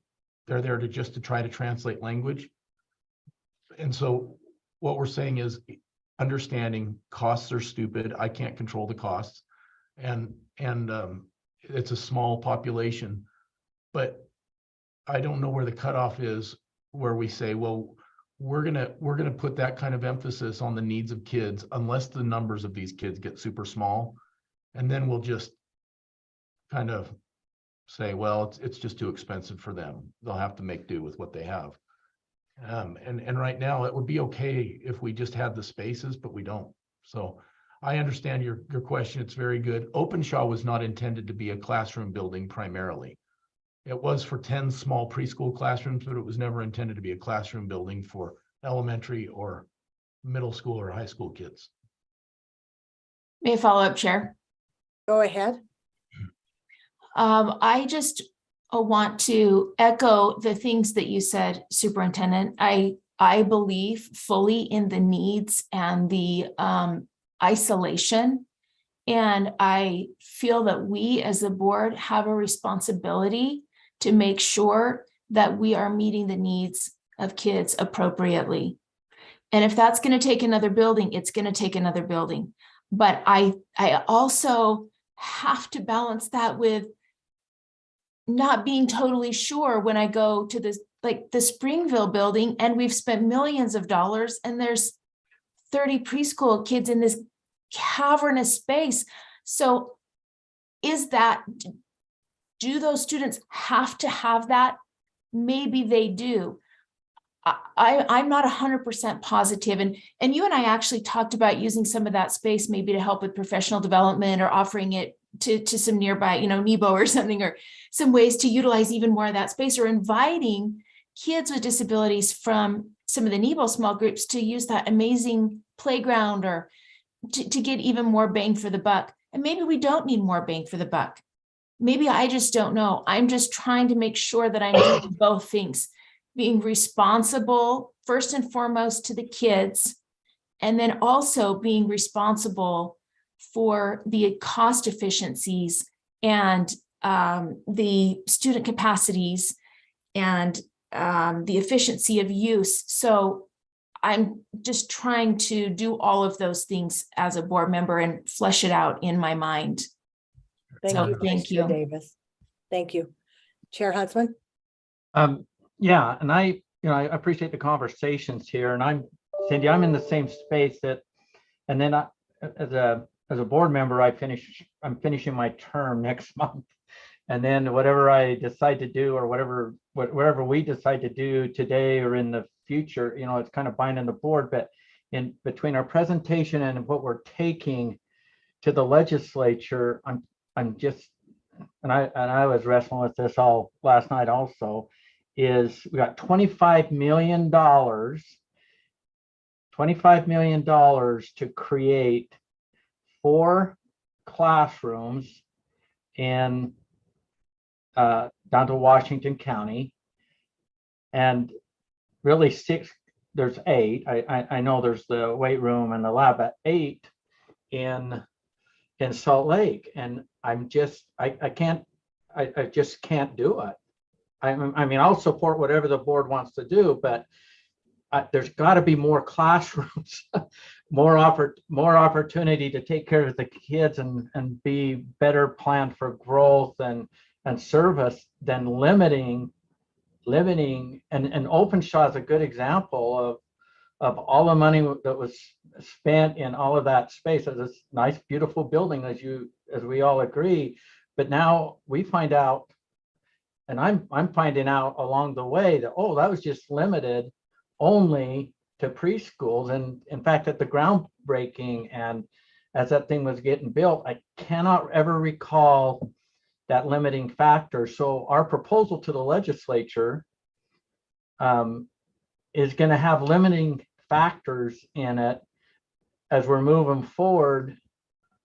And I'm having some angst on it, and that is 4 classrooms with support, of course, 4 classrooms in Washington and 8 for preschoolers, and 8 classrooms, which include because of how it's defined, a STEM lab and a weight room with these kind of price tags. And we could squeeze or work with our architects or work with DFCM or some other way to get more class space for the bucks. But I don't see the opportunity before us in this short order of time.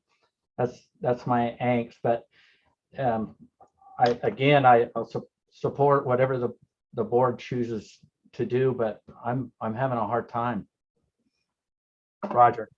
So I agree with you. I think the costs are high too. But maybe the board could take a motion that we support providing this space, but the board is the Board of Education responsible for providing for the students. And I don't know that the board or I have to be the experts on what it costs. We just know that our kids need these kind of classrooms in this space with their peers and teachers on the campus where they can be taught. And so, I don't know that your motion has to second guess the cost. That the legislature's already appropriated the money for this. They just wanted this reviewed and for the board to concur that this is what's needed for the kids.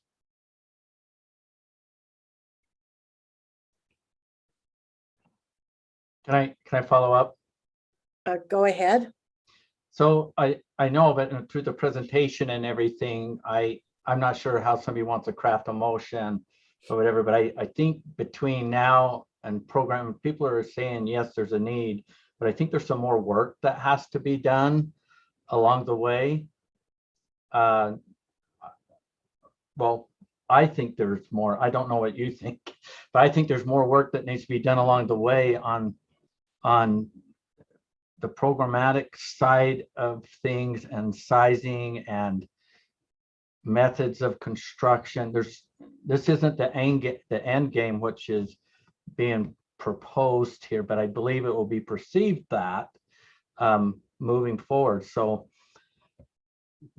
Mark, I mean, what more work do you think needs to be done at this point, where the professional deaf educators have said what the kids need, and DFCM has done their work the way they always do in accordance with all the state regulations? Do you think there's another expert that needs to come in and tell everybody that's participated to do it differently? No, I think Matt covered it pretty well. He says it's coming up in the future when you get into, you start getting into the design and you're choosing whether you go block or tilt up or tip up. But this is just Oh, yeah. budget. But Okay, even at that space, I think there's still, well, I believe in experts, and I think there's a lot of good experts out there. But if you give them an open checkbook, they're going to take really good care of you. oh, no, I agree. We can still look for more efficiencies and different ways to do things as part of the. That's my point is these are tax dollars that are set aside and executive approaches. Right now, there's a lot of buildings, or there's other buildings too, that's got a lot of big concerns. And the question is, yes, now, how? And they're trying to squeeze the dollar too, to make sure they can get as much building as they can out of it. But I don't think our work's done on the program. I mean, if I'll just ask it like this, Joel, if there was a way, and somehow a creative way, that on the Salt Lake campus, you could end up with two additional classrooms for the same price, or maybe even a whole or less money, you would probably want that, wouldn't you? Yes, I would be happy to look for additional And efficiencies. so that's where I'm at, is I don't think this is the end game for this board moving forward. If they say, yes, go to the legislature, secure the funding, but we have more work to do. Yes. I hope that works really, really well to get the best, as much juice out of this squeeze that's happening right now, so that the kids can benefit. But So Chair Huntsman, I'm was that saying a too much. motion? What's that? Was that a motion you were making? Well, I'm trying to figure out how I can craft the motion in a way that the board still has opportunity to still weigh in on classrooms and everything else and growth, because even on the numbers and stuff that we talked about, other portables and other relationships with the relationships with district, I think there's more dialogue. But right now, DFCM, they want to build a building if they get a green light and start that process moving forward. But I think there's more work that's got a little bit more work that's got to get done to really fine tune this. So if I was to move a motion forward to say our board has met, we do see the need, but this design concepts and whatever, we recognize the work that's behind it, but the work isn't done, and we have a little bit more work to do. So I think they're going to see the same thing that we're seeing, but I don't know how to put that in a motion. I probably need some help. Mark, I modified the language in the motion that you asked me to put in the slideshow before, and I added. no, he didn't. Hold on, Joel. Hold on. So Chair Huntsman, if you stated a motion that you recognize that there's still continued work and that you have intention of seeking some additional efficiencies, or did you want the first part of this motion in there as well? I think we do what we can to secure the funding.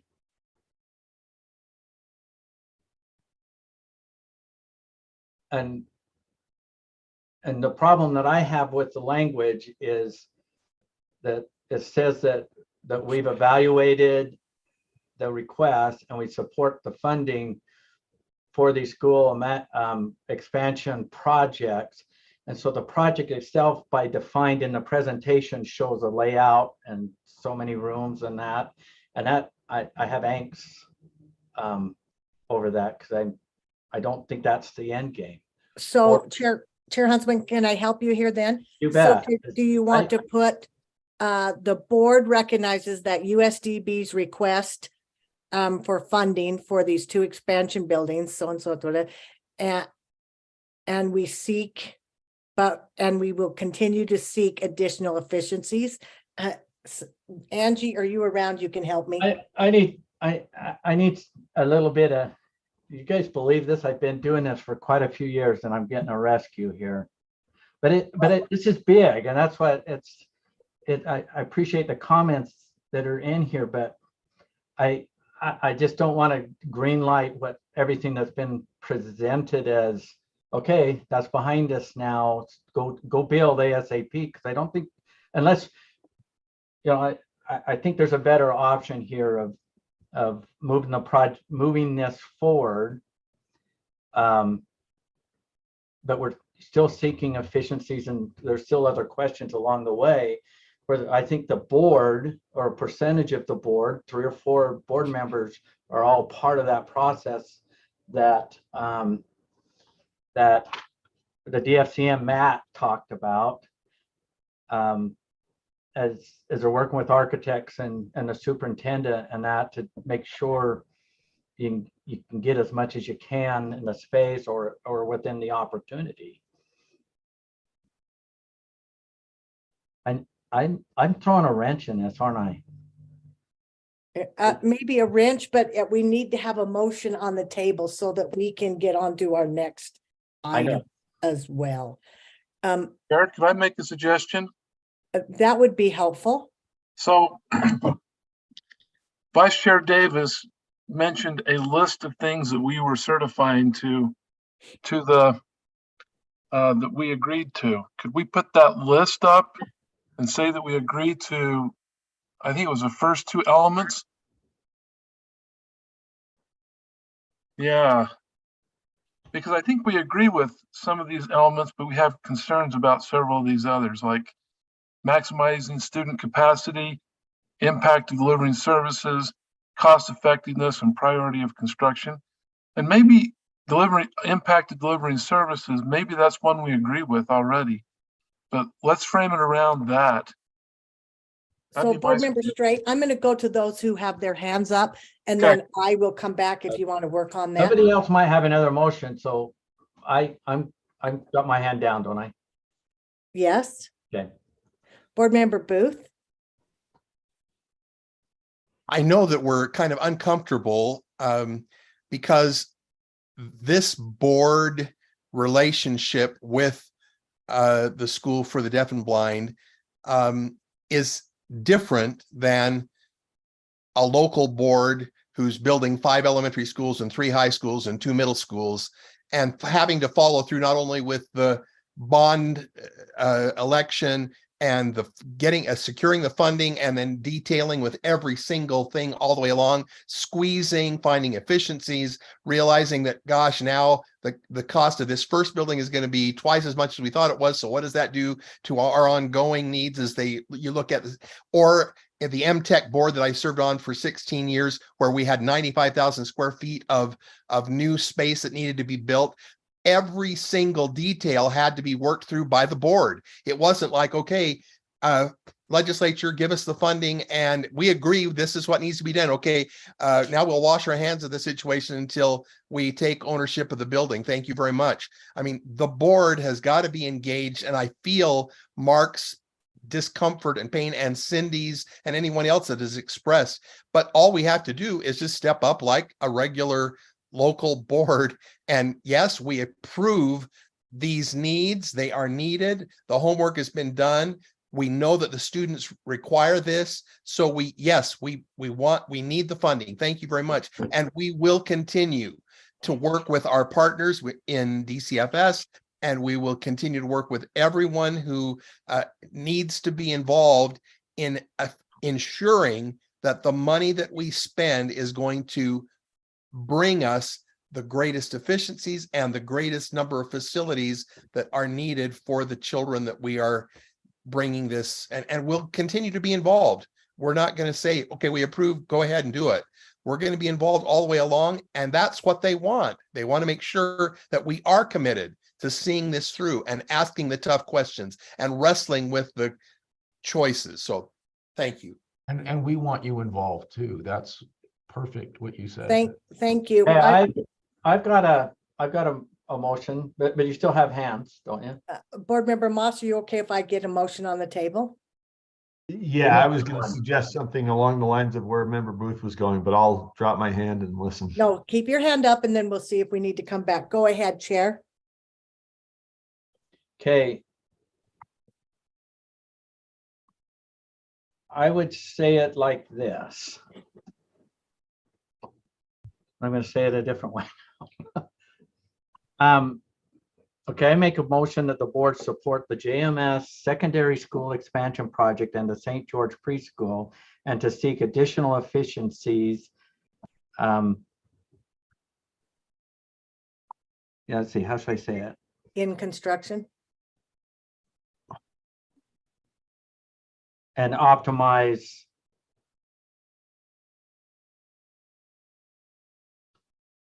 I want to, well, additional efficiencies before construction.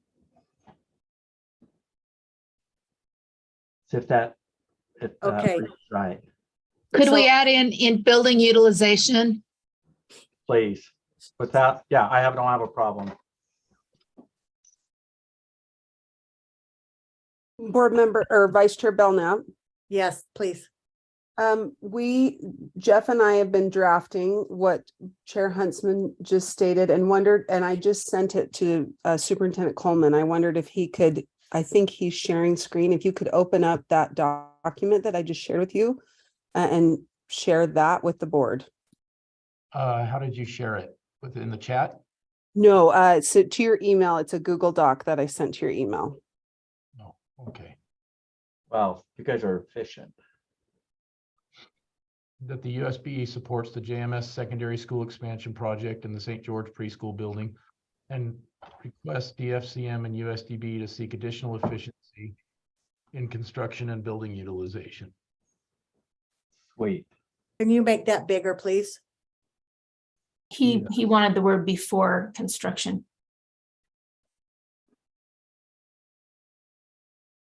Don't get rid of that. Don't kill that. Okay. Let me put it here also then. We'll have two different motions here. Get rid of this. Make it bigger. And Joel, I just amended it a bit.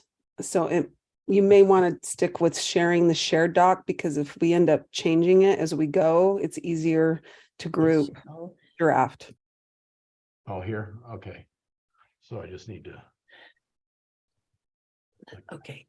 They seek additional efficiencies before construction. Is that? That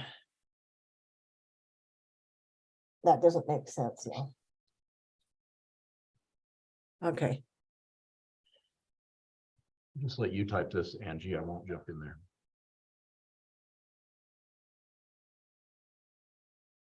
I want to be careful that the state board is not out of the middle of this as well. We're putting DFCM and USDB, but where are we in this? So I think that's the board's determination. If the board can be as involved as they want to, we would be happy to have board members participating in our meetings with us as we design it. I don't know that that has to be part of your motion. That's really your prerogative as a board to be as involved as you want to as we go into the design.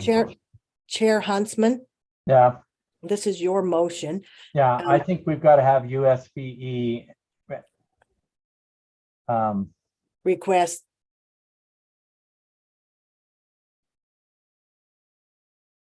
Thank you.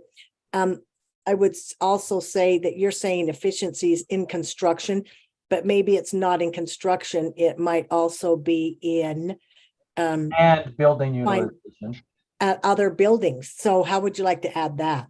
It's already added. It's right there on the end. What about planning? Well, it's a building utilization. It's Efficiencies in I thought it construction and encompassed it. building, planning, and do you want planning and utilization? well, That's up to you, Chair. It's your motion. I think, and building utilization kind of incorporates that, I believe. I'm not sure how I would change it. Okay, so Chair, read it and see if that is your motion, and then I will Yeah. go to Board Member Moss. Okay. Make a motion that the board support the JMS secondary school expansion project and the St. George preschool building, and before construction begins, requires DFCM and USDB to provide a report to the board on how DFCM and USDB will provide additional efficiency in construction and building utilization. I'm still not ready for that because it says a report will come. I think USDB needs, or USBE needs to work with the DFCM and USDB. Amen. Amen. in So it probably providing- shouldn't be USDB, it should be USBE, because DFCM, that is, we are them. Instead of USDB, it should be USBE there. Correct. Is it DFCM or DCFM? You've got it both ways. DC. It's We just want to have a DCFM. variety. No, it's DCFM. Yeah, it is. DFCM. Oh, DFCM, thanks. No worries. Yeah, DFCM. I'm going dyslexic here a little bit. So Chair, I are already see my you screen. good with this motion as it is, that it doesn't actually give you any look at other buildings like that Carol had brought up?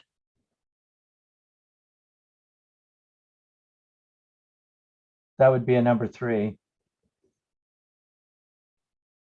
If I could chime in, I think that's important that we look at alternatives, including vacant buildings. In construction, comma, or can we say other buildings and building utilization? Could we do that? It's already there. It's actually, into. hold on, I don't know who's typing, but it's not in the place.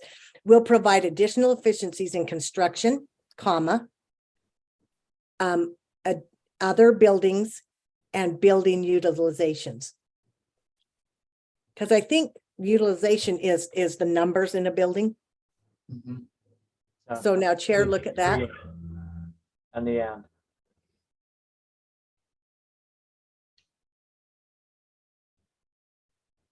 Okay. Does that get to your motion, Chair? Yes, it does. Then we'd be seeking a second.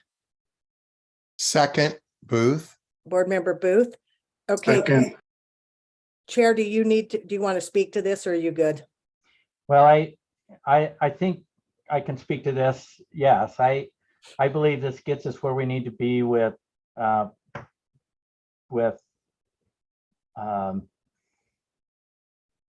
executive approach, and also I think it addresses a lot of the concerns, and then also it helps with the I call them opportunities that happen through the design phases, as DFCM very much aware of, and the board will be more included in a lot of that decision making, and then also looking for those efficiencies, and will be better informed along the process. And when the dust settles on this, there'll be a better awareness of how to and what to deal with future needs. Thank you. We need to clear this up. Number 2, before construction begins, request DFCM and USBE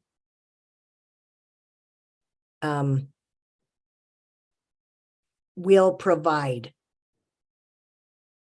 Will what? Maybe it's not right.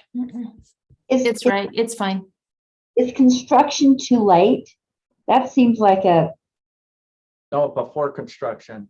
yeah, but even then, But we don't need to provide a report to ourselves here. Well, I don't know why we have that in there.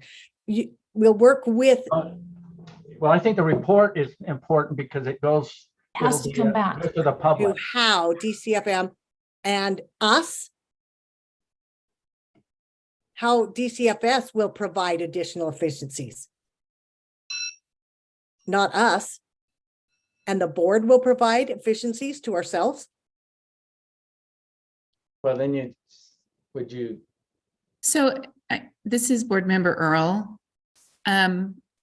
I would think a subcommittee or a committee or a group of board members, it would be appropriate to work with this group and they would provide a report back to the full board. To me, that would seem like incorporating people in and being part of the Yeah. dialogue, but yet not everyone, right? Right. Yeah, so I would Right, maybe recommend some kind of a small committee of USB members work with this group. Well, I think that's probably what's going to have to happen anyway. Board Member Okay. Moss? I don't actually have much to add. Thank you. I wondered about the will provide additional efficiencies. I assume this is an instruction to explore how that might be possible. It may not be possible to have an additional building, but that's going to be explored and reported upon, right? So I guess I wondered whether can provide additional efficiencies, but I'm just, I was kind of where I was going where I first put my hand up, so I'll just throw that out there. So do you want to change something? Well, I guess I wondered if how DFCM can provide additional efficiencies. I don't know that we're guaranteeing to the legislature that we will use other buildings. The idea is that they must explore that and We're going to look. Right, yeah. And if it comes back and says, look, we turned over every stone and squeezed every rock and that no other buildings are available, but we're going to do this better over here and efficiencies there. I don't know. This might look like just a little bit of a guarantee. So we'll explore might be the better wording. We'll explore additional instead of can provide. So we'll explore. Hold on. So you'd have to be making an amendment. Okay. You know what? Hey, I'm without objection. Explore still works.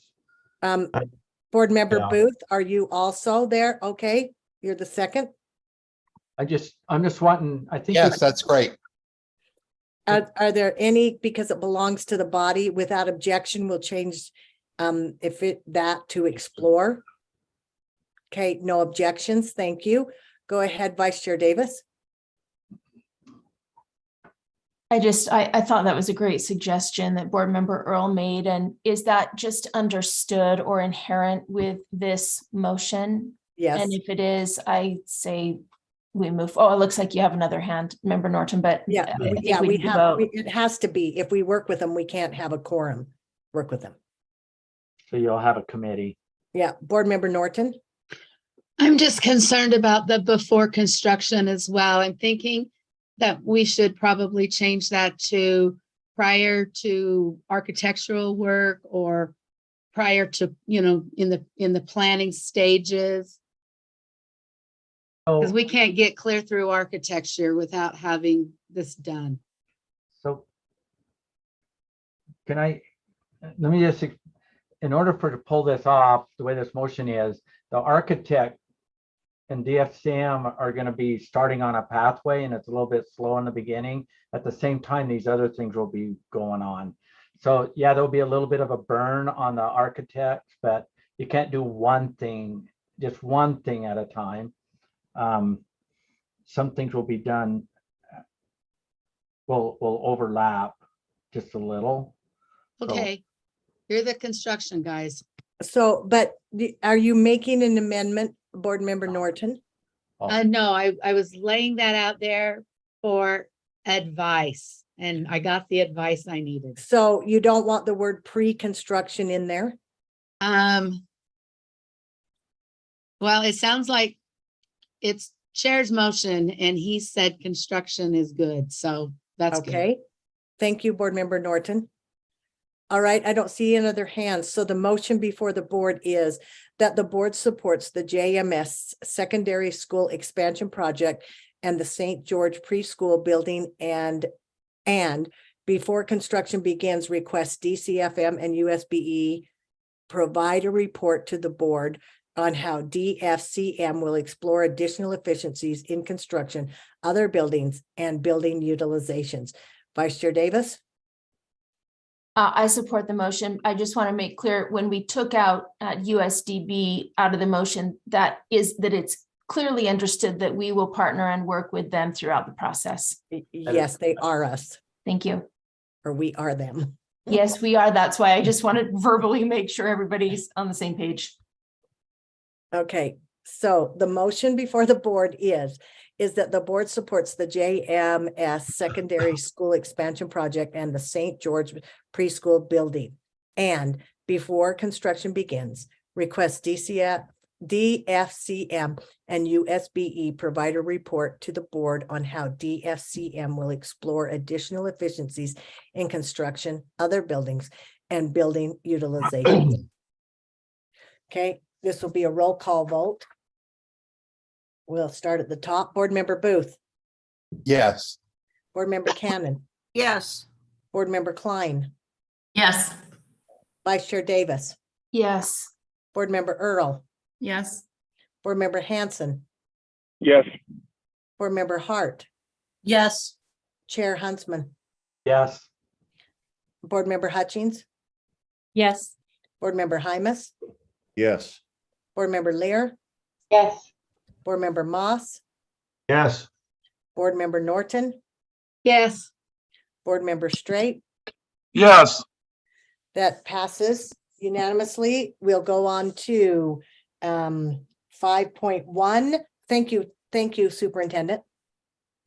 There might have to be some tweaking to your presentation, by the way. No problem. Thank you. Okay, so board, I think we're going to Carl. Carl, you're going to make a presentation? Number 2 on our agenda is LEA specific license approval. Oh, number 2. I apologize for that. Number 2, go ahead, Superintendent. This is just an item to allow some of our teachers who are having trouble or just who need LEA specific licenses approved, so we can meet all the requirements that the board has for their qualifications. Okay, any discussion to that? I'd be seeking a motion then.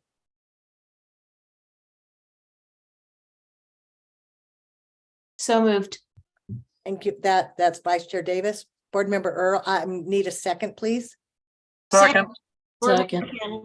Second, say somebody's name. Cannon. Second, Board Member Cannon. Board Member Earl? Yeah, as I look through all of these, it looks like most of them are just finishing programs. Is that accurate? They're either expired or they're coming back in, that kind of a thing, or they're just completing of programs? That's accurate. Some of them are coming from out of state, and so it's things like that. Okay. Thank you. Okay, so the motion before the board is that the board approves 13 LEA specific licenses. Seeing no hands, I'm going to do it. I think it'll be unanimous. All in favor, say aye. Aye. Oh, Aye. you better mark it. You better mark it. Sorry. You better mark it on the board. Sorry. Cindy, can you help me count? Yep. I don't see, as long as there's no nays, then we don't have to read it out. Carol Stacy. And Scott Hansen. Yes. See Scott. His wasn't working earlier. Oh, Looks unanimous, Chair. Scott, did you vote verbally? Did. I'm sorry, I'm on a cell phone now, but I'm an aye. Thank you. Okay, thank you. That vote was unanimous. That concludes our USDB meeting today. We will now move into our study session. And we will. We had two more agenda items. Madam Chair, do you want the financial report? Hold on. I knew you were here somewhere, Carl. Look at all these papers I'm trying to figure out here. Go ahead, Carl. I'm so sorry. I can be really brief. Superintendent Okay, Coleman, thank can you click on tab 5A for me, the financial report? Thank you. The financial reports for the first 3 months ended September 30th. I'll be really brief. We continue to be financially solvent. We had 14.7 million coming in as inflows. We've spent 10.5 million. And so we've got a surplus of 4.2 million. A lot of that is an advance from your office to help us pay our monthly transportation costs. We received an advance of $3 million. So we're off to a good start for the financial year and things look really good. The balances in the land grant enrichment fund is 432,000. The donated fund, again, I'm rounding as I always have, 256,000. And our education fund balance is approximately $1.2 million. And the report behind that, the budget status report, gives all the supporting detail that flows into the financial report that we just read. The next report is the enrichment fund spending of the 1.7 million that was authorized. We spent 213,000, giving us a balance of 1.3 million to spend through the end of the year. The school community land grant fund of 28,000, we spent 14,480, leaving us about 13,600. Madam Chair, I'd be happy to answer any questions if anyone has on these financial statements. I'm looking. I don't see any hands. Carl, thank you for keeping me on the straight and narrow. I need a little help. No problem. Thank you so much. Have a good afternoon. So Board Member Coleman, is there anything else? I mean, Chair Coleman. I mean, Superintendent Coleman. No, I no, keep ma'am. demoting you. No, ma'am. I'll skip my superintendent report today. There's nothing critical there anyway. And thank you for your support today. Okay, thank you. Now we will conclude our USDB meeting and we will go into our study session. If those of you who have your yes marks on, if you would take those down. Thank you very much. We will go to actually pick up where we were yesterday, and I will go to Chair Hansen of the Standards and Assessment to give us a report from the special meeting on the Social Studies Standards meeting. Go ahead, Chair Hansen. Thank you, Vice Chair. As a report, we held a special standards and assessment meeting last month. We completed our review of the K through 5 standards, and the motion that we brought from that meeting to the board was that the board adopt the K through 5 social studies standards as revised by the Standards and Assessment. You're breaking up, Scott. He was just giving a report that we finished the K through 5 social studies standards. So Scott, are you going to read out the motion from the committee? Oh, we didn't have one, did we? I think the motion from the committee was that we requested the board adopt the K through 5 standards as amended by the social studies, or excuse me, by the Standards and Assessment Committee. Thank you. Okay, so the motion before the board is that the board adopt the K5 standards coming out of K5 social studies standards coming out of Standards and Assessment. Board Member Norton, you're on mute. I have a couple of substitute motions. Go ahead. I move to divide and consider the K4 social studies standards separate from the 5-6 social studies standards. Okay, so your motion is to divide the K4 out from the 5-6. Correct. Okay, so the motion, do I have a second to that? Second. Second, Board Member Straight. Board Member Norton, did you want to speak to that at this time? Very briefly, I feel that there's different situations going on here with these two sets of standards and they need to be addressed separately. Thank you. Board Member Earl, do you have something on this divide? No, not on the divide. Okay, Board Member Hansen, do you have something on the divide? Yes, I just like to say that I think that the Standards and Assessment Committee did good work for the most part on the 1 through 4 or the K through 4 standards. I believe that our process was not up down both on the K or the 5th grade standards. I don't believe that resulted in a good product, and frankly believe that the standards were in better shape on the 5th grades when we got them from the writing committee than when we turned them out from the standards and assessment committee. So I would support the motion to divide and look at those separately.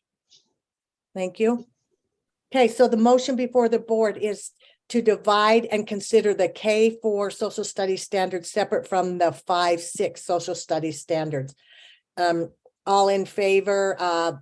You know what? I'm just going to do a quick roll call. It'll be easier that way. Board Member Booth. Yes. Board Member Cannon. Yes. Board Member Klein. Yes. Board Member Davis. Sorry, Vice Chair. Yes. Board Member Earl. Yes. Board Member Hart. Board Member Hart. Board Member Chair Huntsman. Yes. Board Member Hutchings. Yes. Board Member Hymas. Yes. Board Member Lear. Yes. Board Member Moss. Yes. Board Member Norton. Yes. Board Member Straight. Yes. Board Member Hart. Yes, sorry, I had to step away. Yes. Okay, all right. So, And Board I'm a yes Member- on that too, Laura. didn't I get you? Oh, yes, thank you. Okay, so Board Member Norton, so the motion, you want to make a motion from the divide? Yes. And I think they've got motion 2 and motion 3. Motion 2 is that the board approve the K4 social studies standards as approved by the Standards and Assessment Committee on October 20th, 2022. Motion 3 is that the board approve the Let's do 5-6. just one motion at a time because they're divided. Yes, sir. Yes, Okay. ma'am. Thank you. All right. Second. So, who, second Chair Huntsman? So the motion before the board is that the board approve the K4 social studies standards as approved by the Standards and Assessment Committee on October 20th, 2022. Board Member Earl? Yes, I have an amendment. Okay, So on 3.3.2, it states identify problems. It states it twice in that one. I would actually change it to address needs. All right, I'll be specific. Identify problems to address needs. It's listed twice in 3.3.2. so you want to, so we're taking out identify problems. Yes, And are you adding anything? addressing needs is the language. And adding in addressing needs. Yes, it's cited twice in that particular standard. Okay. So do I have a second to this amendment? Are we replacing both identify problems with addressing Yes. on both of those? Okay. I'll second it. Second, Board Member Klein. Board Member Earl, do you need to talk to this? I would just like to speak to it. I just think addressing needs is better language. When you look at 3.3.8, we ask the students to collaborate with peers to address a need in their local community through service. And so earlier in the standards, we should be using the same language. Thank you. Board Member Hart, do you want to speak to this amendment? No, ma'am. Thank you. Okay, so the amendment is to remove identify problems, which is written twice there, with the words addressing needs. Board Member Klein, did you want to speak to this too? Well, do we need to change reach, like reach solutions to reaching solutions? Or does it work with it leaving it as is? Now that we have addressing needs and reach, should be reaching solutions? Can we?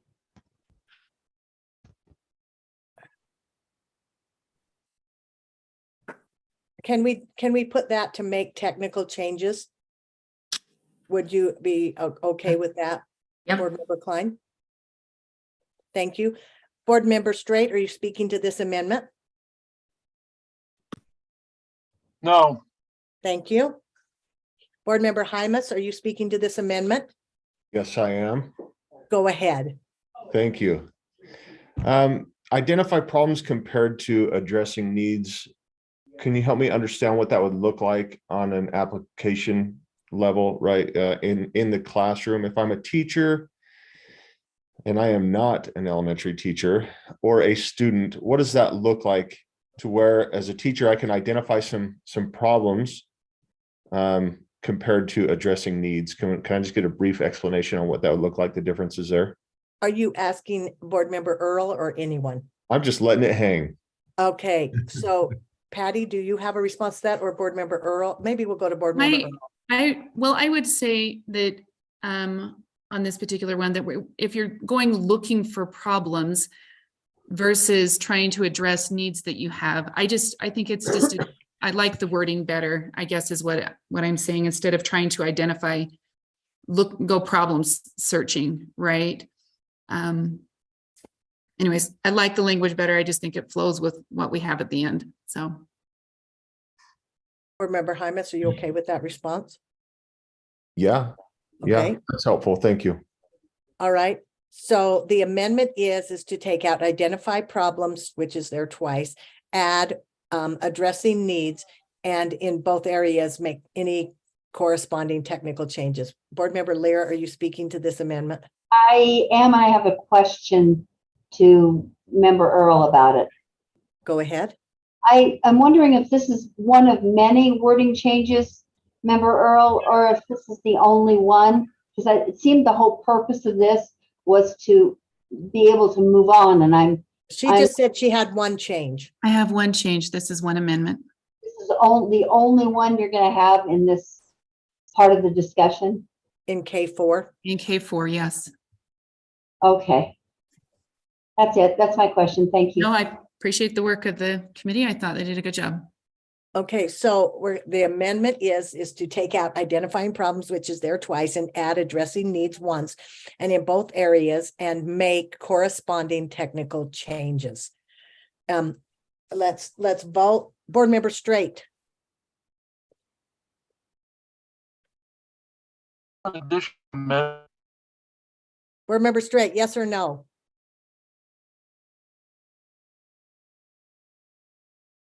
No. Board Member, no. Okay, Board Member Norton. Yes. Board Member Moss. Yes. Board Member Lear.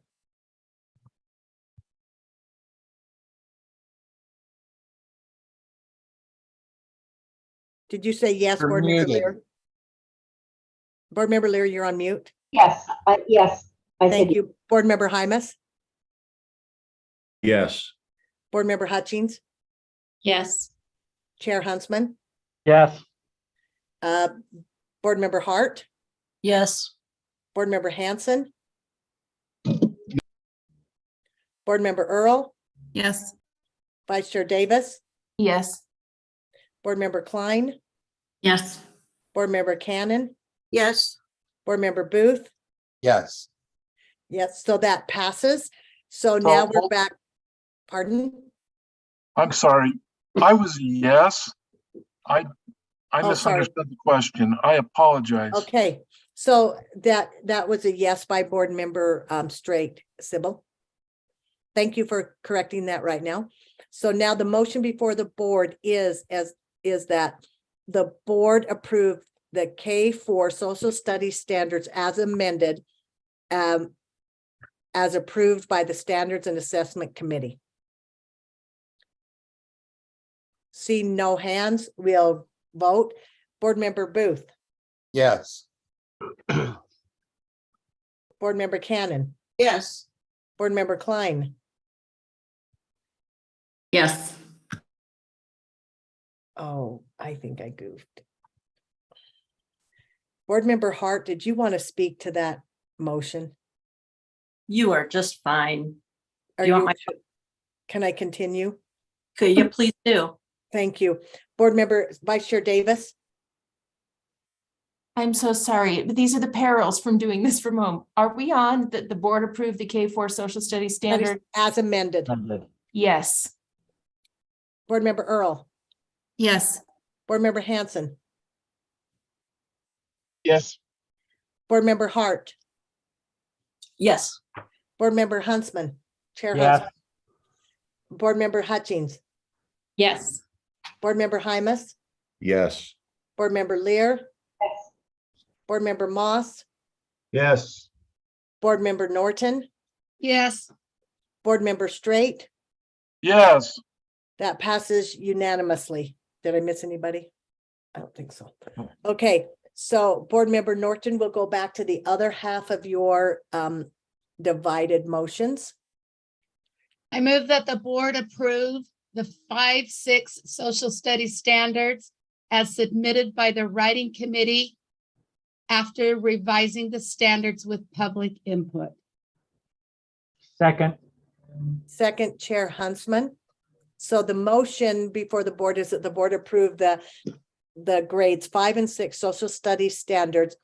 It just keeps moving. As submitted by the writing committee after revising the standards with public input. Board Member Hart. Yeah, I'm really having trouble with that. I got on the board because I wanted to make things better for teachers, and I don't think it takes into account how little time teachers have for social studies. I think we're asking them to do an impossible task.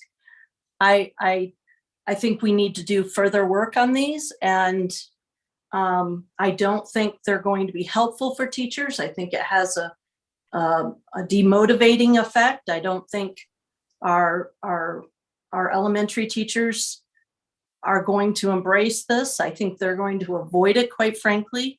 So I'm not supporting this motion. Thank you. Board Member Earl. Yes, I am speaking against this as well, mainly because I've had information out there for months trying to work with a variety of different people for an extended period of time to help get this right. And I think we're not there yet. I would agree with that. I think we were raised and that there's still work to be done on this. I think it's okay to take time to get it right. That's why back in November of last year, we asked for some of these things to take place, and they said, no, wait till after the writing committee, and then wait till after the public comment, and then you can weigh in and have some say. So I don't think this is the responsible way to do this. Is it right now? I don't think so. But I think there's still time to do that. It's not like we're racing to do this. So I would speak against this, and I think we can thoughtfully move forward on the rest of these other two standards by taking into consideration other people's, especially board members' time and consideration here. Thank you, Board Member Earl. Board Member Straight. Yes, thank you. It's hard to talk about the 5th and 6th grade standards together. So I'm going to talk about both separately because I think they are different. So in regards to the 6th grade social studies standards, I would like pulled up for the perusal of the board, the recommendation from the writing committee regarding the 6th grade standards. Board Member Straight, if it helps you at all in this motion, it is the standards as they came out from the writing committee. Yes. Okay, go ahead. But I wanted to highlight what the writing committee had to say about the 6th grade standards specifically. Go ahead. Okay, so here's some key points that I would like to make. The writing committee draft incorporates feedback submitted during public comment process period. It has went out several times. In addition, both Board Member Earl and myself, as well as the rest of the committee, we made specific requests of staff to gather information regarding alignment with Utah code. That was done separately from everything else because that was part of the concern that was had. This went through multiple since 2019. This process first began in June of 2019. I sent a document that had us at step 6 on January 7th of 2000 before I was even on the board. So it has had plenty input.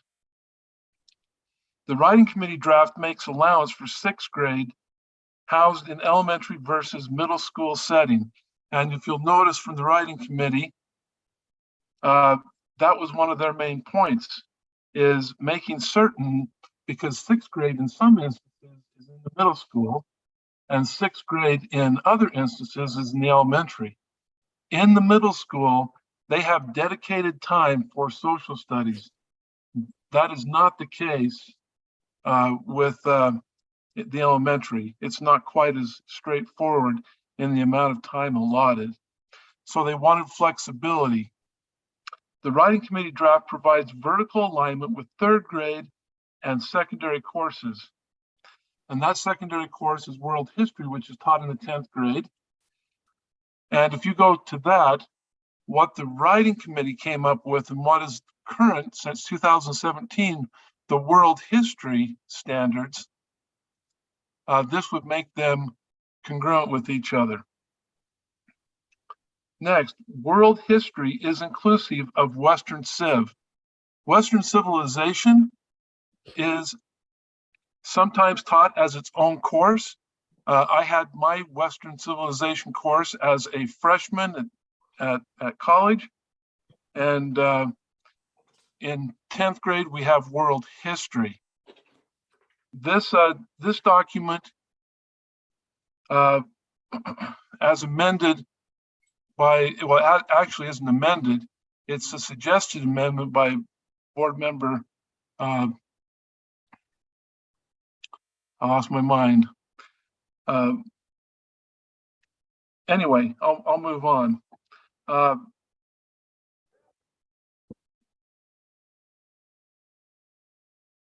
So the world history alignment continues into those grades. The writing committee draft focuses on foundational principles, skills, and concepts that can transfer across civilizations and societies in a broad study of world history, which includes Western civilization. World history represents our diverse student population, seeing themselves and each other. Board Member Straight, may Yes. I just interject here? I'm hoping that our board members have looked at this. I'm just wondering, are you, we don't have too much time left. I just am trying to help. That's it. And can I say something about that? I hope that we can have the hour and 45 minutes if needed, and that there will not be an attempt to dislodge that. Anyway, the 5th grade, I'll say it basically then. In the 5th grade, I did put forth a motion for it to be accepted as it came out of the writing committee. That did not pass, and we did up and down votes on all of those. And by the time we were finished, I thought the product we had broke with what the intent of what we were trying to do had occurred. And I don't think we're better off in those standards, and the more I look at it, the more I believe that what the writing committee brought out with the 5th grade standards is our best option. Thank you. Thank you. Board Member Norton, did you want to speak again right now? Well, I wanted to speak to my motion. Oh, I kind of didn't go back to you, did I? That's Well, okay. that would have been a good thing to do. I'm going to just do it now, and I'm going to make it very succinct because I think I can. I think I've got this cut down to a place where we can do this quickly. Yesterday in our board meeting, you heard very eloquently from John Arthur about the issues in the 5th and 6th grade standards. And I hope you listened well to him. He is an expert teacher, and he worked on this process from beginning to end and has been listening in and speaking, weighing in the standards and assessment meetings all along. Yesterday in our board meeting, you also saw the artwork that was on the board, integrating social studies into the 5th grade curriculum. That happens all over our state. Almost every read aloud book that we have that we read in 5th grade integrates social studies or science in, because there is not time. And teachers have worked and worked and worked to try to integrate these standards in. But the last couple of years, as we all know, the board has prioritized reading and math with policies and rules, as has the state legislature with funding and bills that they have passed. And I wholeheartedly agree with that. Those are foundational skills. But so it has pushed teachers to a breaking point. I used the model the other day of a water balloon, and it's just so full, and teachers are just so pushed to the limits, because we are people that like to cross our T's and dot our I's. And if you tell us we need to teach it, we want to teach it. I've taught 5th grade for 27 years. I love social studies, and I am a very patriotic person. I work for the government. I was elected to serve in the government. My civic service, a great deal of the time, is in the political arena. And when I think about my 5th graders and I think about teaching these standards, I have a really hard time because of the length of those and the additions that were made, that when they went through standards and assessments, sometimes it's only 1 or 2 words, but 1 or 2 words can add 3 or 4 or 5 lessons to a social studies standards that's long. And it was only getting longer and only getting bigger. And I feel that we are more out of alignment than when it started coming out of the writing committee. So that is why I wholeheartedly believe that we need to go to the writing committee's draft and make that work, and realize that these are 10-year-olds that we are teaching, and 10-year-olds that love their country. They're learning about their country. They want to know more about their country. But I think that we need to base our decision here on the professionals with the expertise in the classroom that originally wrote these new standards. Thank you, Board Member Norton.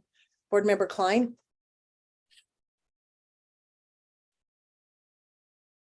Yeah, so I just want to say how much I appreciate the work that's gone into the K-4 standards. I think they are a huge improvement. I do believe the 5th and 6th grade standards need a lot more work. I am not in favor of what the writing committee put out as its, and for one thing, it's not consistent with what I've read in the K-4 standards that we just passed. We need something that can build off of that, that's consistent. The K-4 is very solid on foundational principles and kind of that those foundational pieces of understanding that then they can really build on in 5th and 6th grade. I have this book here, Catechism on the Constitution, back from 1828. Our country prospered and flourished in the early years. They call it a 5,000-year leap. And that's because the kids were all being educated in these foundational principles of the Constitution and freedom and liberty, which allowed them to be able to prosper in society. So I feel like if teachers don't have time to be teaching this, then we've got our priorities really backwards, and we need to reprioritize what is most important, because if we have these foundational principles in place, then we are setting our children up for success in whatever field they choose to go into. As far as some specifics from the 5th and 6th grade standards, When I first read through them, I was shocked at how they promoted in ideologies of environmentalism and globalism, collectivism and socialism and multiculturalism, which in and of itself isn't bad until you realize how it's being used, which is much more in the realm of critical race theory interpretation of it and activism. It diminishes the American culture of faith, family, and freedom, of self-government or self-governance and self-reliance, diversity of thought, etc.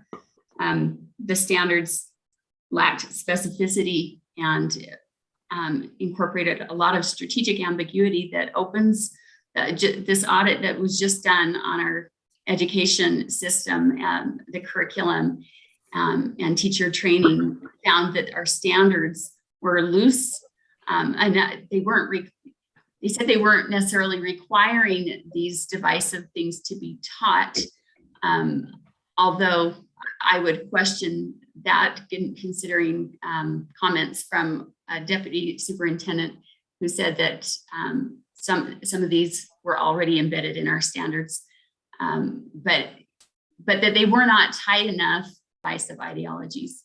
And so our standards really need to be written with enough specificity that we keep out those things that are tearing down the American culture of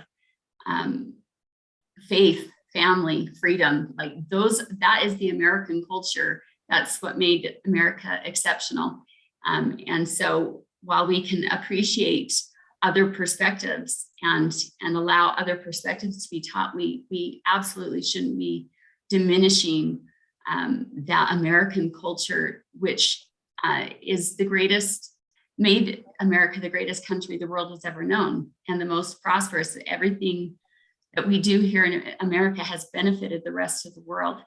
And so we really need to focus in on that and help our kids learn and understand what it is that made our country great by focusing not on human geography, but geography. And I'm surprised that psychology has now been integrated into social studies. It's no longer just history and the Constitution. Social studies has incorporated all kinds of things in there that are way beyond what it has historically been and what I think most parents even they would never believe that it's turned into what it has. It's completely unrecognizable. So yes, I will end with that. Thank you. I've gone on long enough, but definitely need more work. Thank you. Board Member Hart. Yes, I have a substitute motion. Okay. That we create refer the standards to a committee consisting of 2 board members, 2 writing committee members, 2 curriculum directors, and 2 history specialists, including 1 from UVU, to address alignment, introduction to the standards, and to differentiate between current standards or differentiate between standards that could be marked as enrichment or critical standards. Okay, will you look and see if we've got this? And did anybody have this before? No. Okay. I'm just really struggling. Can you say it one more time? Sure. A committee consisting of 2 board members, 2 writing committee members, 2 curriculum directors, and 2 history specialists. Okay, stop right there. Okay. Curriculum directors and history specialists, Jeff. Yep. And curriculum directors. Directors, yes. I keep reading now. No, I think you got the rest. I think, wait, After UVU, I got lost. okay, let me make sure. I can't I'll look at, second that, Jimenez. I can't look at it. And so stop me out loud when you need me to pause. One from UVU, to address alignment, introduction to the standards. Hold on. Okay. Go ahead.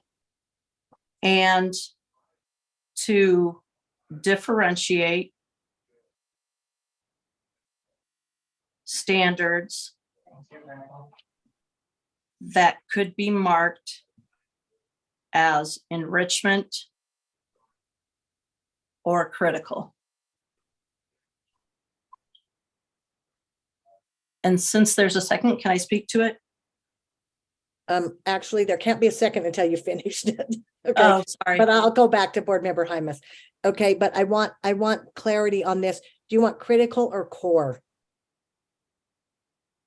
Do you want critical? I'd rather critical. I want Okay. to stay with the word core. Thank you. I can't imagine why. Okay, we're looking for a second. Was that you, Board Member Hymas? Was that who said it before? Yeah. Yes.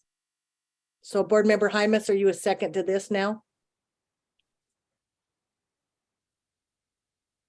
Yes, I'm a second. I'm sorry. Thank you. Board Member Hart, would you like to speak to your motion? Yeah, a lot has happened since But 2000. can you be short? Can you? Yes, I will. I will. I wrote it down, actually. A lot has happened since 2019. I suspect we're going to be writing curriculum. And in order to be able to write curriculum, you need to have concise standards, I believe. We talk a lot about making things right for teachers, making sure the job is doable, making sure we're clear in what we expect. But then we have standards that are voluminous. And I'm not a fan of the revised standards. I think it broke the alignment. So one teacher can't rely on what the previous teacher taught to be enough for them to be able to just simply teach their standards. I think the original ones are great, but there's just too many of them. I know in 6th grade, if you're in a middle school, yeah, you've got a great amount of time and you're very concise. But what elementary needs to be able to do is the name of the game is how many standards can you combine at once and still get the job done?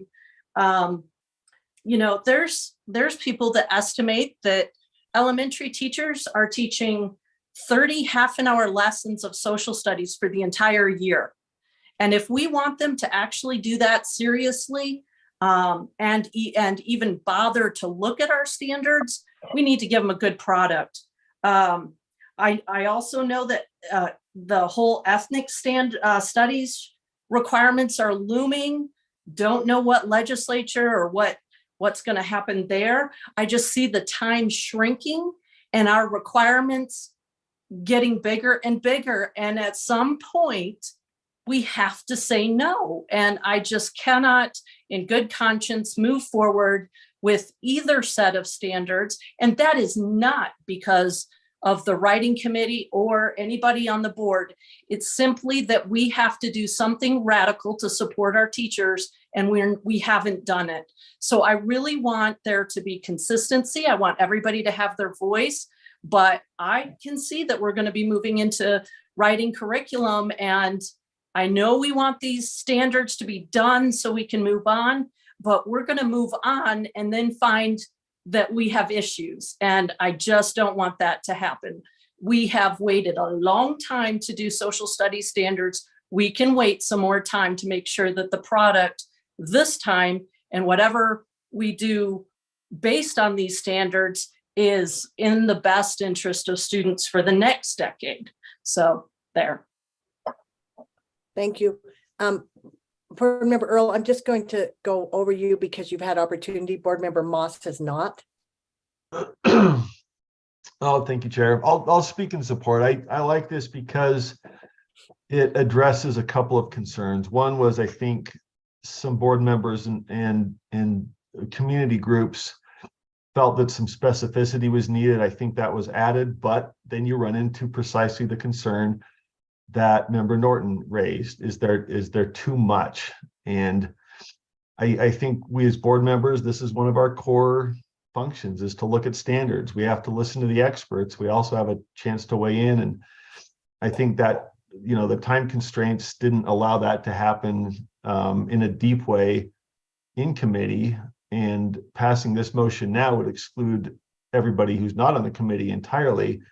But this motion would allow, now that we have some more input, to go back and say, okay, how do we make this doable?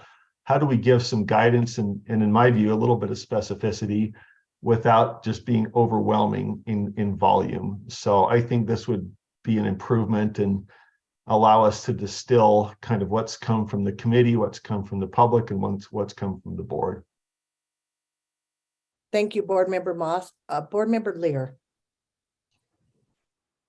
I want to support this motion because I want to believe that it would do what you are saying it would do, Molly, but I am fearful we will be here again in 3 or 4 months, and because I think that of the other board members that that would support this motion want something very different than you want.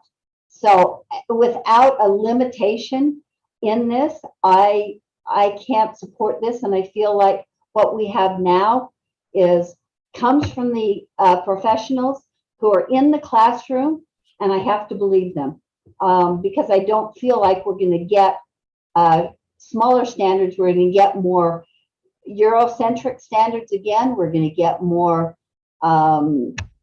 anti-global standards, multicultural standards, and there'll be a Western Civ class, and that's not what I want. I would like it to be shorter. I absolutely agree. That would be better, but I don't think this will help. I don't think your motion will get it shorter. It'll get it. It'll be longer and in a direction I don't want to go. Thank you.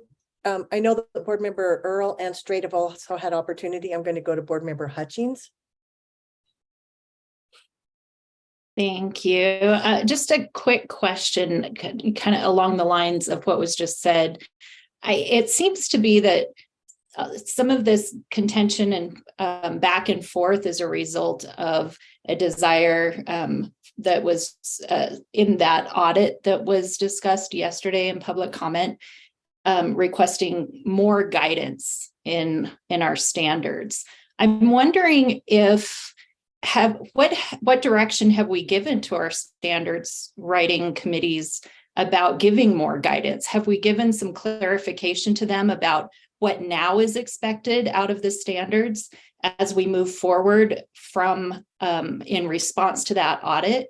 And I'm just wondering if what this committee gave us was along the lines of what we've asked them to do in light of this audit, or are we hitting up against this problem because we haven't yet adjusted what we do, and we're going to keep hitting up against this every time standards come up to us? I'm wondering if first we actually take a step back and give some guidelines going forward with standards in general, instead of, fighting this fight every time standards come up. Does that make sense? And is there anyone who could help me with that? Board Member Hutchins, I think it'll be interesting. I'm sure that Chair Hansen could probably give more detail, but we actually worked on the process today. And I think that a piece of that is guidance and bringing the board in earlier and more often. Okay. I think that will be very helpful moving forward. Yes. Thank you. Thank you, Board Member Hutchins, but that I'm sure that Patty will pick that up and make sure that's a part of this. Thank you. Vice Chair Davis.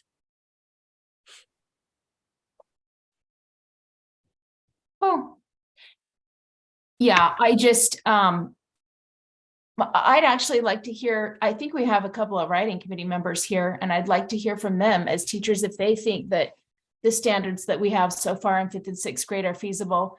But I'd also just like to add on the audit that audited our standards was auditing specifically for like critical race theory and such. And they found none of that in our standards because they're designed without that. But they also, when they said the standards are general on purpose, and the guidance needs to come from the implementation in the classrooms and the curriculum and our LEAs, and the guidance needs to be on how necessarily they're implemented. But I don't think there needs to be necessarily, you know, long lists in our standards. Just want to make sure that clear. And Chair, to ask if we could hear from some of the writing members who are here. You know, I would normally grab right onto that. However, I am going to do a hard stop at 4 o'clock. I don't have any time after that. we've already extended this an extra half hour to try and get the time here. I'm going to go to Chair Hansen, and then if we have time, we'll get back to Board Member Earl and Board Member Straight as well. Board Member Hansen. Yes, thank you. I just reiterate that we've been through a process that involved public comment. It involved having our writing committee, who we selected as some of the best and brightest in this area, to help us with this. Well aware, these are many of them classroom teachers that are aware of the demands on teachers' time. And this is the product that they came up with. I was frankly disappointed in the process that we followed as a standards and assessment committee. I don't feel with regard to the 5th grade standards that we produced a better product than what was given to us by the writing committee through what we did. It's disjoint. There are many things that I don't believe are age appropriate. And I really believe that at this point, we should go back to what the writing committee gave us. We should get that out to our teachers and let them start teaching. And we will revise this process, the standards revision process, for the future. We'll be able to have better ways to do input. But I also don't believe that these standards should be more prescriptive. I don't think we hire our teachers to read from a script. I think that we give them the concepts that need to be taught, and then we count on them using their creativity to engage students and teach things in a way that is adapted to their classroom. So I say get these standards out and let our teachers teach. Thank you. Thank you. Board Member Earl. Yeah, just a couple of things. We didn't give direction. Keep that in mind ever, right? Every time it was, even back from the start of this, it was, nope, you can't say anything. You have to wait till the end. You have to wait till the end. You have to wait till the end. And even last year, when the recommendation was to address. Hold on, Board Member Earl, this is our motion. Okay. I'm speaking. I should have also stopped Board Member Hutchings as well, but this is our motion. Okay. So, but I appreciate. I'm speaking in favor of this. It would be tragic for us to pass something that we all can't get behind. Just like the K4, we were able to get behind it because we worked behind it. I think a little bit more time is a thoughtful way to move forward. I don't think we're, but this is kind of speaking of the motion. This is the time for the board to weigh in and to provide that. And extensive time and research has been put into it. And I think Board Member Lear suggests that we couldn't possibly come to a conclusion that would be a consensus, but we just did. So it's evidently that can take place. And so I would encourage us not to just throw our hands up and say, we'll just take it, that to actually continue to work on these and get them right. Thank you. Board Member Straight. Chair Huntsman just came on and Chair Hansen, so I'd like to divert to them first before I speak. Okay, Chair Hansen already spoke, so Chair Huntsman.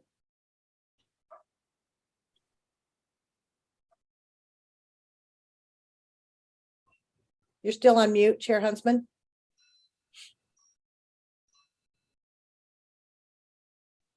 My mouse got away from me. I apologize. There you go. I need to use a touch screen, I guess. With the interest of time and everything, and we've got this, it's not going to get resolved in 5 minutes. So I'm making a motion that we postpone.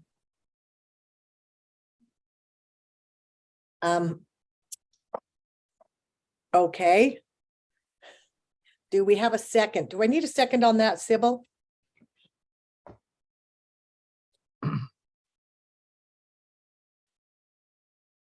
Yes, we need a second, please. Do we have a second to postpone? Second, Hart. Board Member Hart. Okay, so the motion before the board is to postpone. Board Member Booth, Yes. Board Member Cannon, No. Board Member Klein, Yes. Board Member Vice Chair Davis, Geez, I don't know. I guess so. Yes. Board Member Earl, Yes. Board Member Hanson, No. Board Member Hart, Yes. Chair Huntsman, Yes. Board Member Hutchings, Yes. Board Member Hymas, No.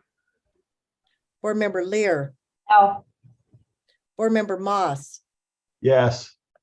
Board Member Norton, No. Board Member Straight, No. Sybil, how is it?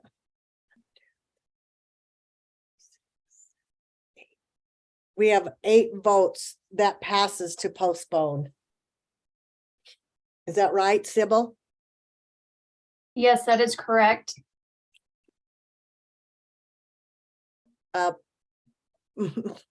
Deputy Superintendent Norton. I just want to take a second for a point of privilege, and I apologize for this. But I just wonder if it is postponed, if it could be prioritized at time certain on an agenda. We had our writing committee, we had John Arthur, we had folks this morning and additional teachers this afternoon who have taken time from their classroom, which is a part of our required process. It is in our required process that they are present during these discussions. Yesterday, they were there during the meeting, an 8-hour meeting, and we didn't get to it. This morning, we had another meeting from 9 to 12. Again, we didn't get to it. And then we had the meeting this afternoon. So over 13 hours, we have now spent only an hour on this process. So my recommendation, or maybe plea, is to be able to give them the courtesy of having a time-bound process in an agenda future facing. So we'll. Chair, we'll can I bring that speak? to- yes, we'll bring that back to leadership. Go ahead, Chair. Yes, so we as leadership need to get together and make this a priority. Most likely you're gonna have nothing but a separate, specific start and stop, or at least a start on getting these standards out. There's no way you're gonna get them out in 15 minutes or 5 minutes. So I think we've got to do it better this next round. So what that looks like, we've got to get together and get a meeting. Roger. Yep.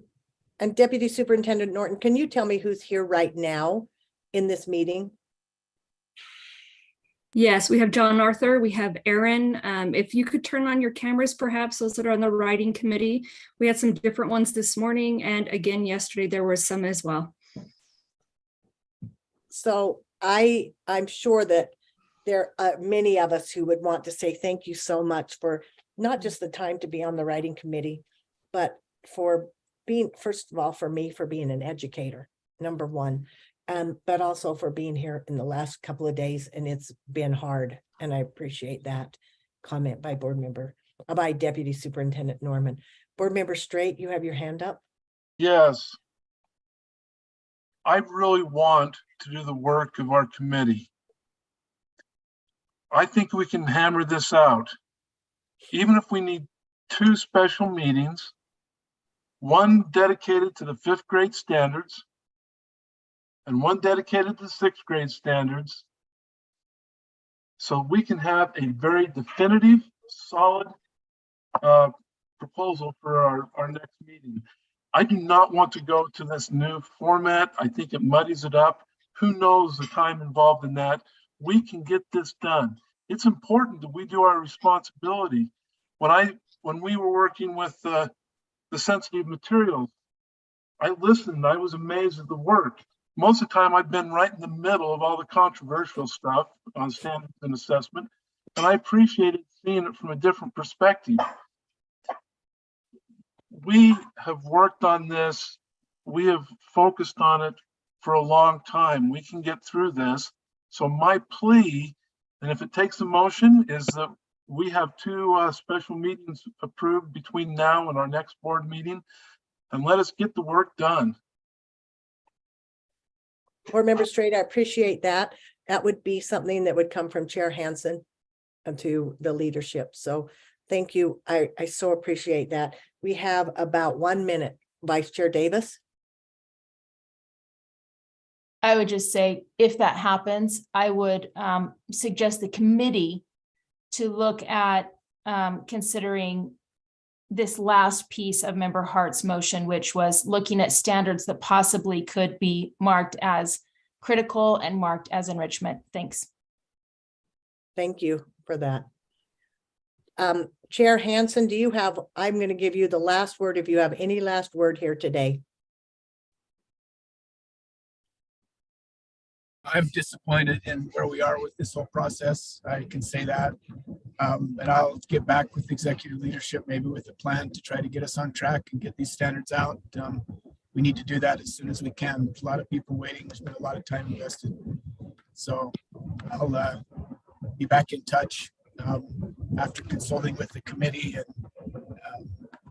ask leadership possibly for some help in getting this back in front of the board. Thank you.